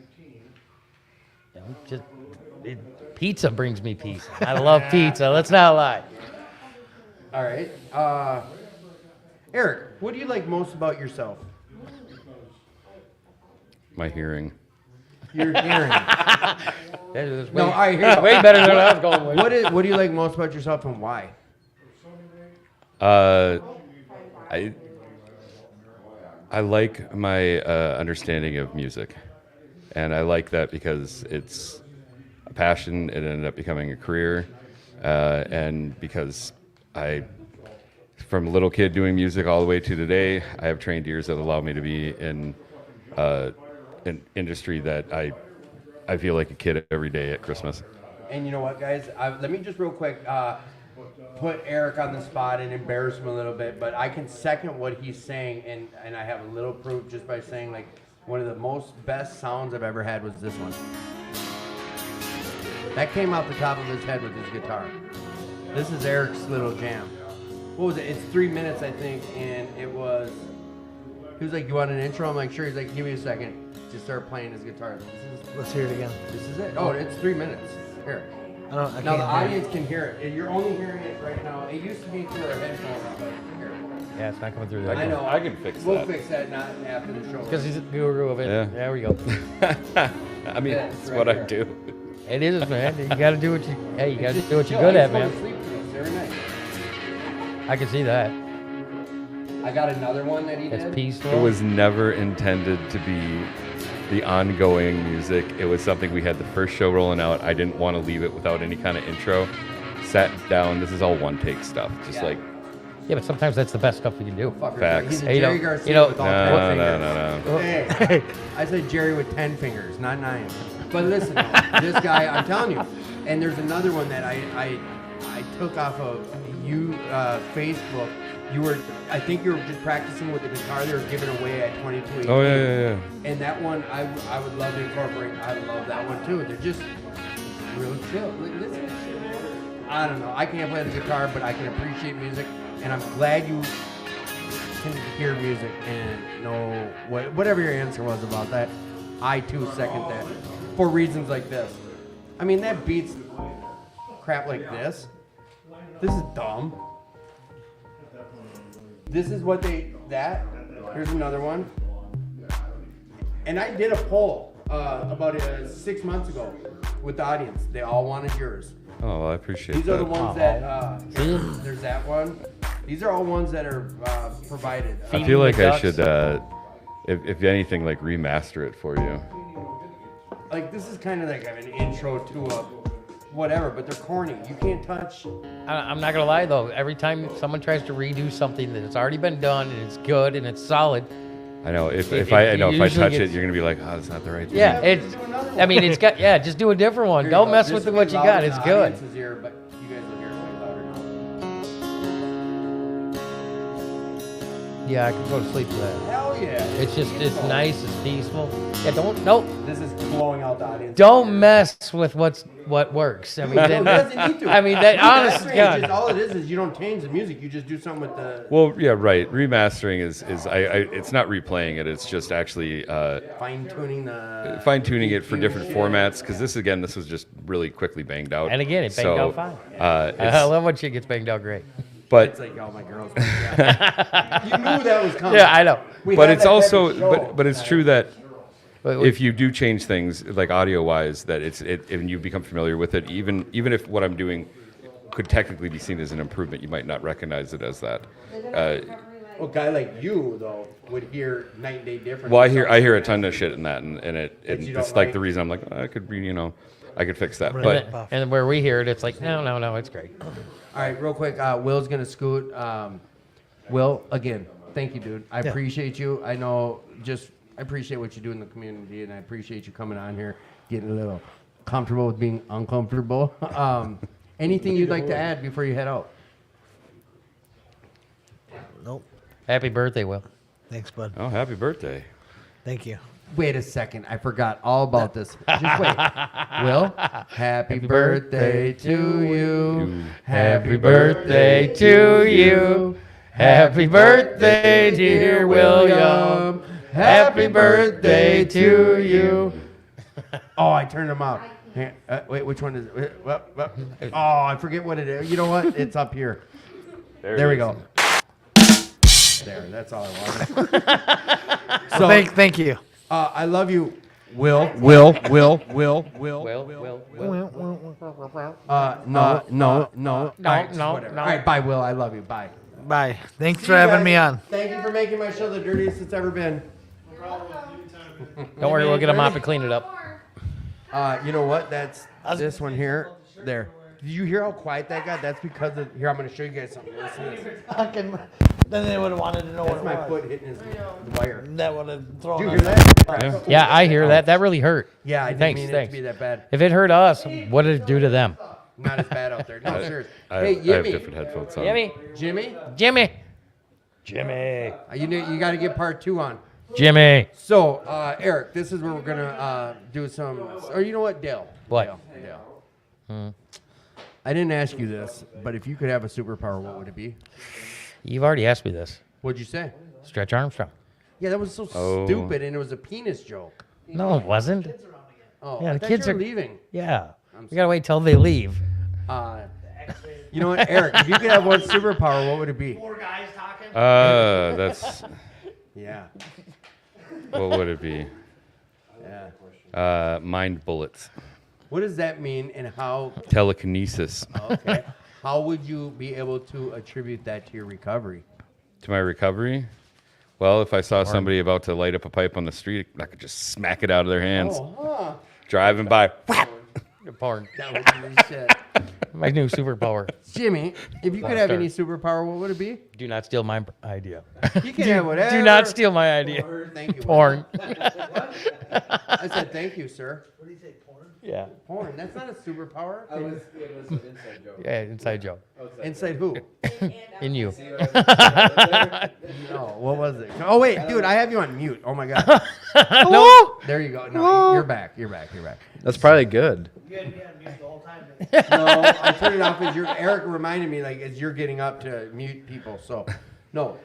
Superpower, Jimmy. And if it's porn, it's porn. It's not. Okay. It is. I don't even know what a good superpower would be. Yeah, it's Invisible yours, man. It's your superpower, whatever it is. Yeah. Ask him. Come back to He me. said Stretch Armstrong. That was before. All right, You had me on the spot. All right, then I know what would why it it's be? Stretch Armstrong. Invisible man. All right, and how would you utilize that for your recovery? Oh crap! That wasn't for my recovery. Doesn't matter. No. Well, again, you'd be able to knock pipes out of people's hands, Right. pull syringes, There you dump go. bags. All right, dump Walk, bags. walk I'd into be any like- walk into any room you want and not get in My trouble. superpower: heavy relapse in about a week.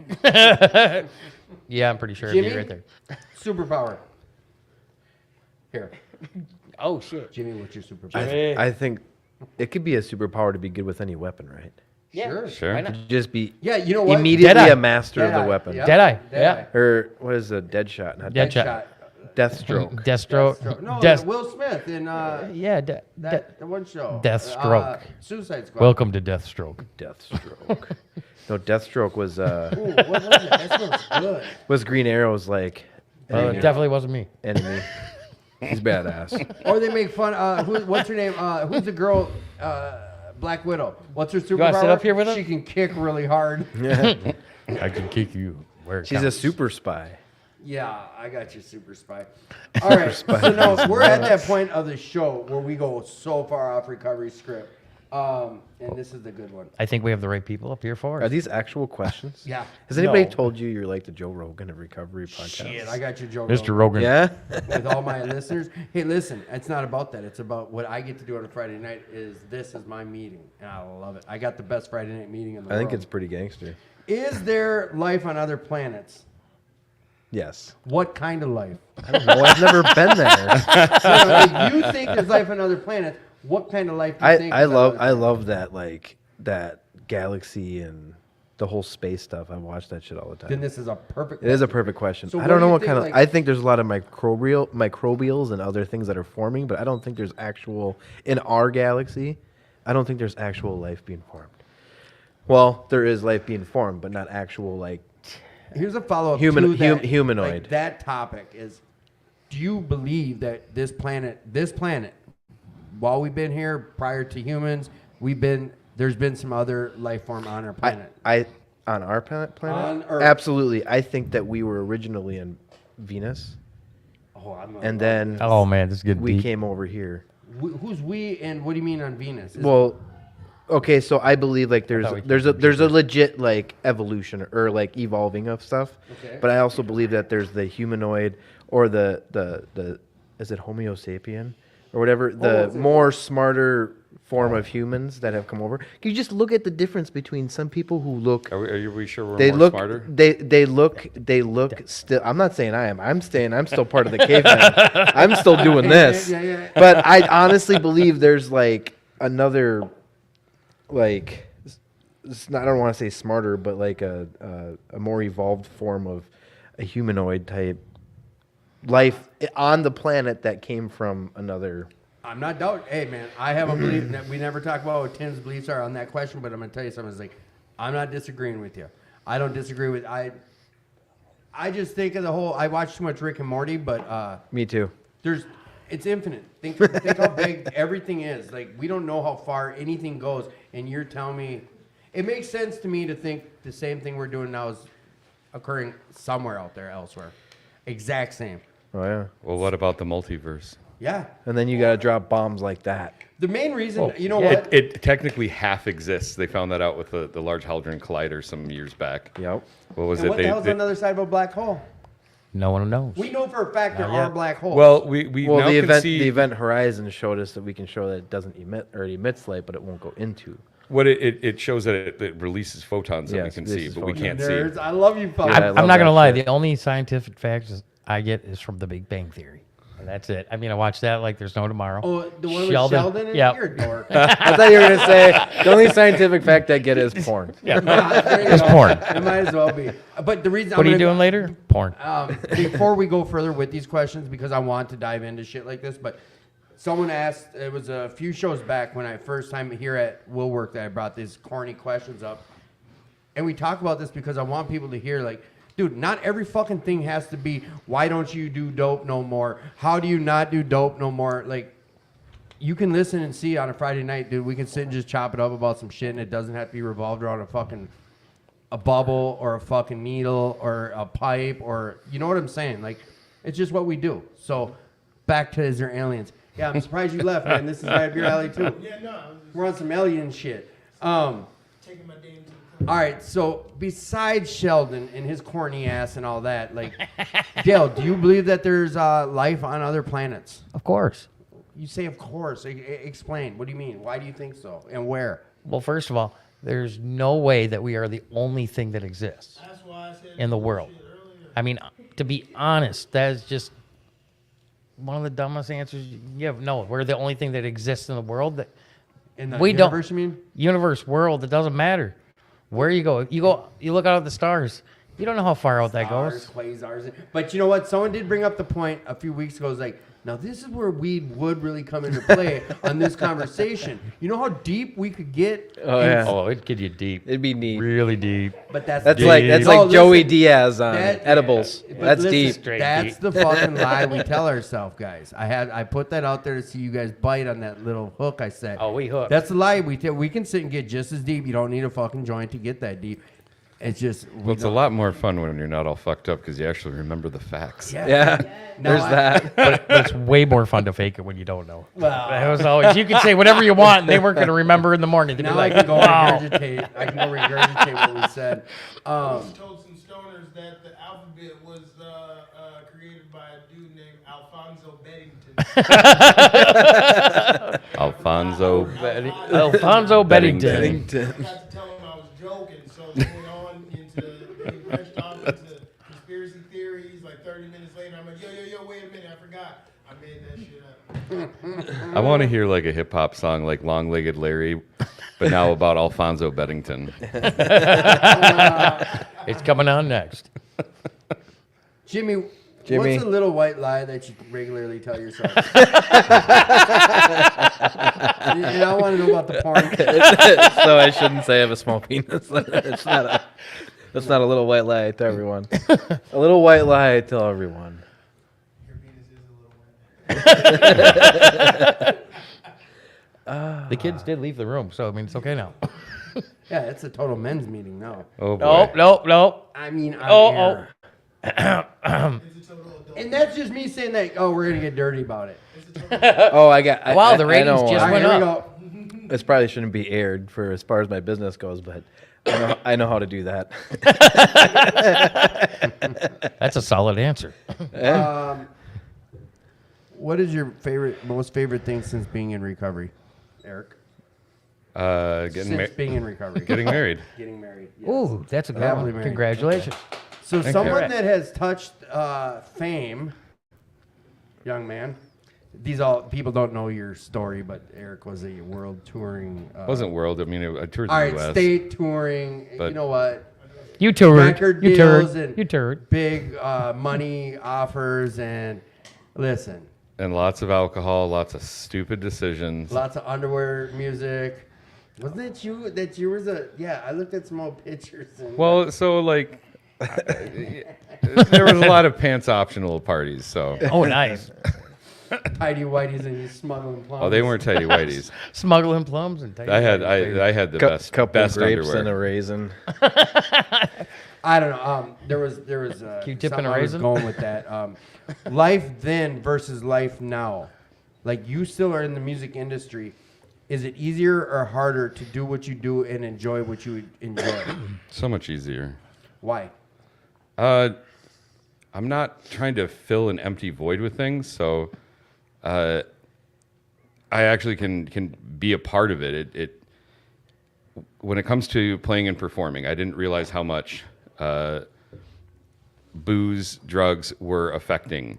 You know, there would definitely be times where you get so drunk that you're going to take something, usually typically cocaine, to counteract the effects of the booze, so you can keep kind of performing.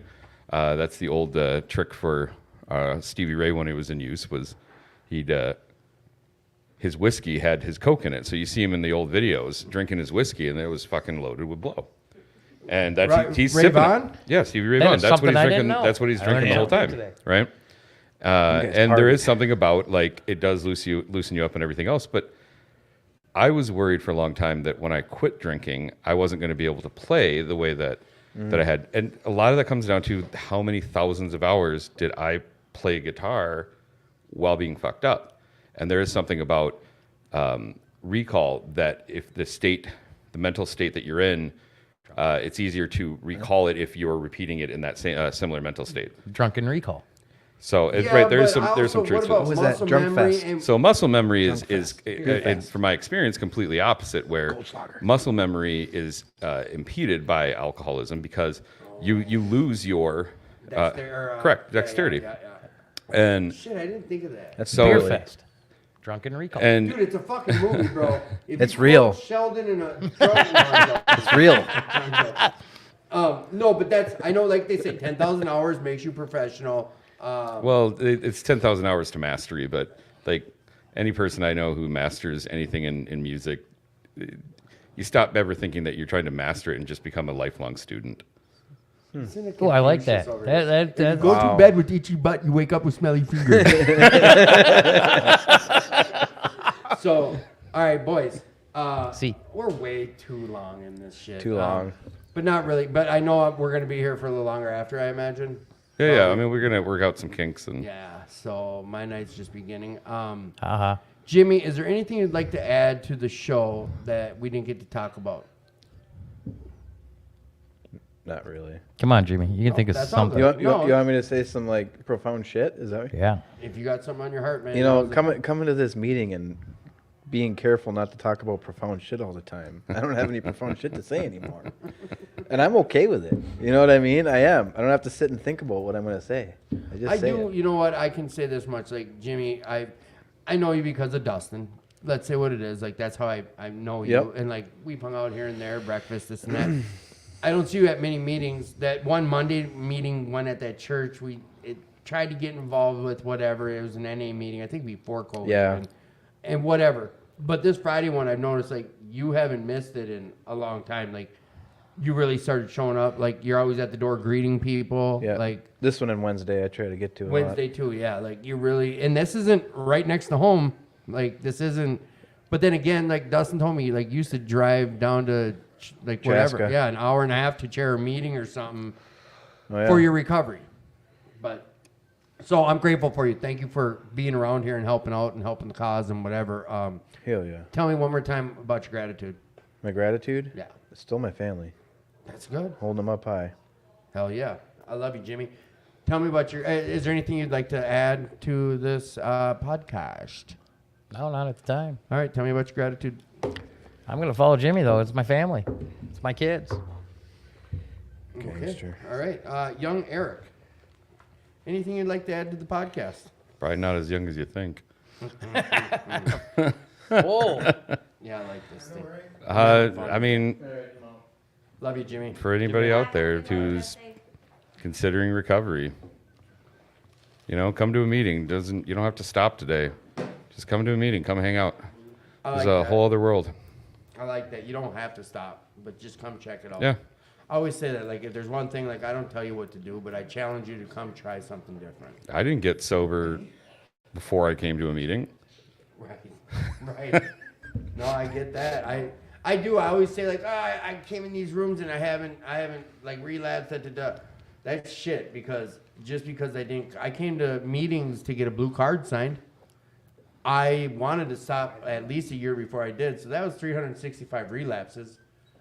The center's all locked up, right? We know? Yeah, it is. All right. You gotta go out the back door then, or what? Yeah, back door, your favorite area. He loves the back Eric, Jimmy, Eric. All right, tell me about your gratitude.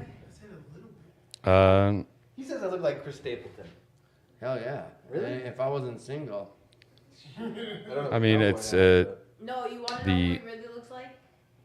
serenity, the patience that I have from my recovery that allows me to interact and handle things such as, you know, children. The guy from Sons of Anarchy? Yeah, because Children can be tough. Yeah, I don't want to say you took on a woman with 5 kids or whatever, 3 kids, 4 kids. But you entered into a relationship with someone with a family already.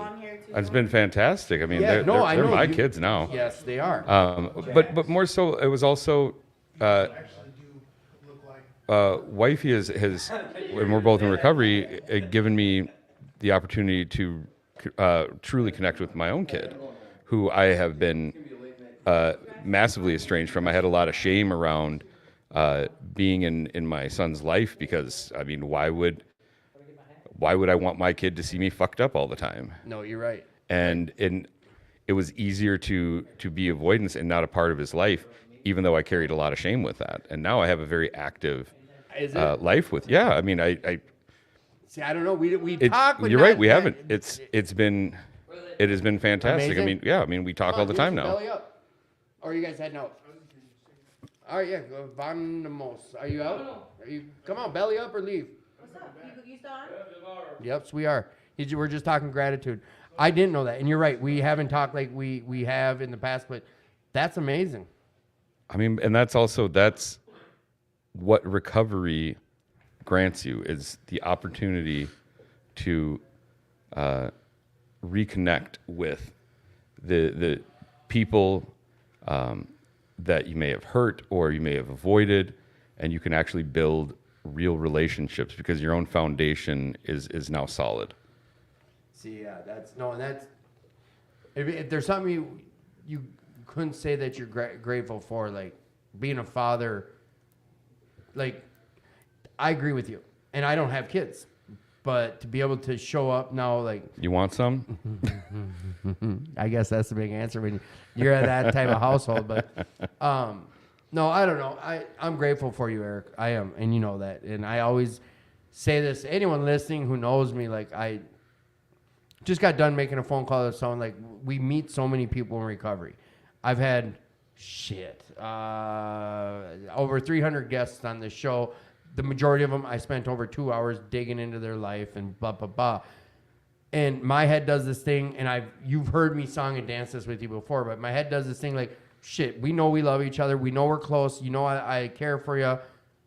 But all of a sudden I go 3 months without talking to you. My head still says, it's all good. He knows that, but not everyone sees it the same way I do. I just got done off the phone with someone that I've been out of town with, but I haven't talked to him for like 2 months. And he's like, yeah, shit, I thought you just didn't like me. because you tell me you love me doesn't mean like I understand that or feel that love. You don't call me. I'm just like, I get it, and I got to work on I'm constantly saying I got to work on that, but talking about it and doing it are two real big differences. So, blah, blah, blah. I'm atrocious with that. What? With connecting with people that I want to. Oh, I know, texting someone every day, and then they're like, why aren't you texting me back? And it's like, I'm in the present, like I've got, things, going on, and people are like, well, you don't text me. We kind of fell off. It's like, no, we didn't. I mean, I'm good. Like, Well, and that's what, I don't know. My head tells me, like, I know I got love for this guy, and I know, like, when we're together, like, it's great.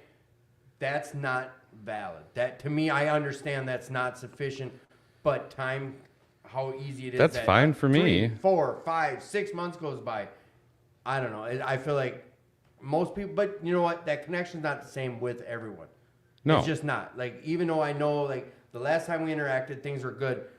It's one of those deals. When we see each other, it's good. But, like, someone like you, like, we've had some really deep-ass conversations and hung out late-ass nights. Like, I don't know. You just, that's the other thing. Me and Tad used to talk about it on the show all the time. It's like, I don't know how to be a real friend. I'm learning how to do this shit with 5 years of recovery. And prior to that, I didn't give a shit about no one but Tim.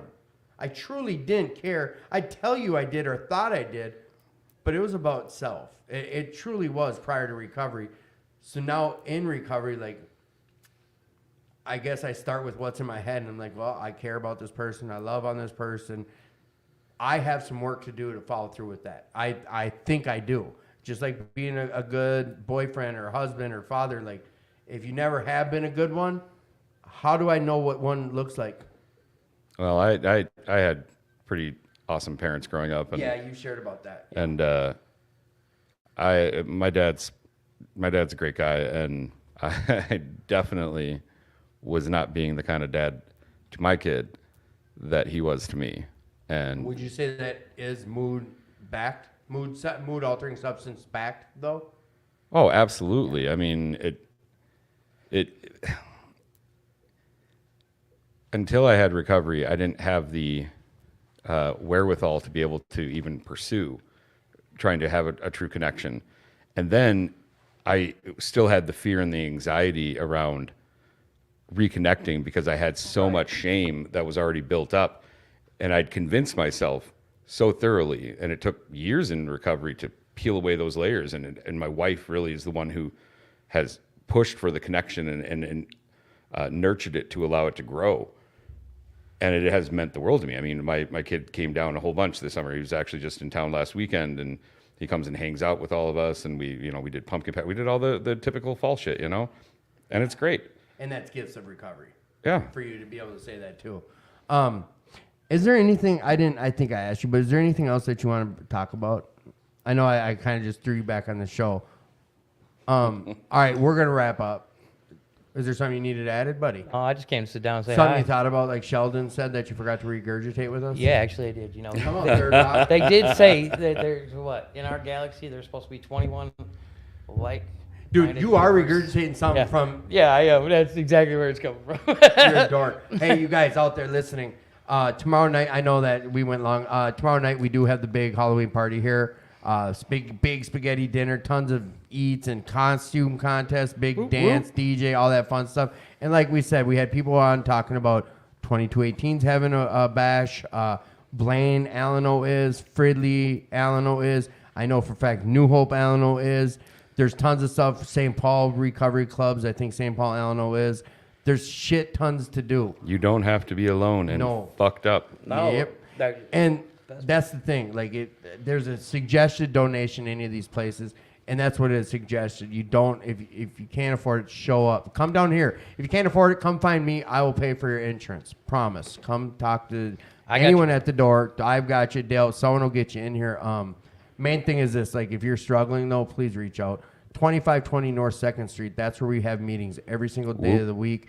Tons of different times throughout the day. A lot of different people were on this show. A lot of people were sharing information. Utilize this. Go back to prior shows. People put their phone numbers up on these threads, but we share this shit together. We share about everything, use over nothing. And if you are struggling, like, you're worth it. If no one's told you, I will. I love you. You're worth the fight. You deserve recovery Damn just right. like the rest of us. You're loved, man. You're worthy, and you deserve to be happy just like the rest of us. So get after it and come on down to We'll Work for Recovery. We love you. Till next week. Adios.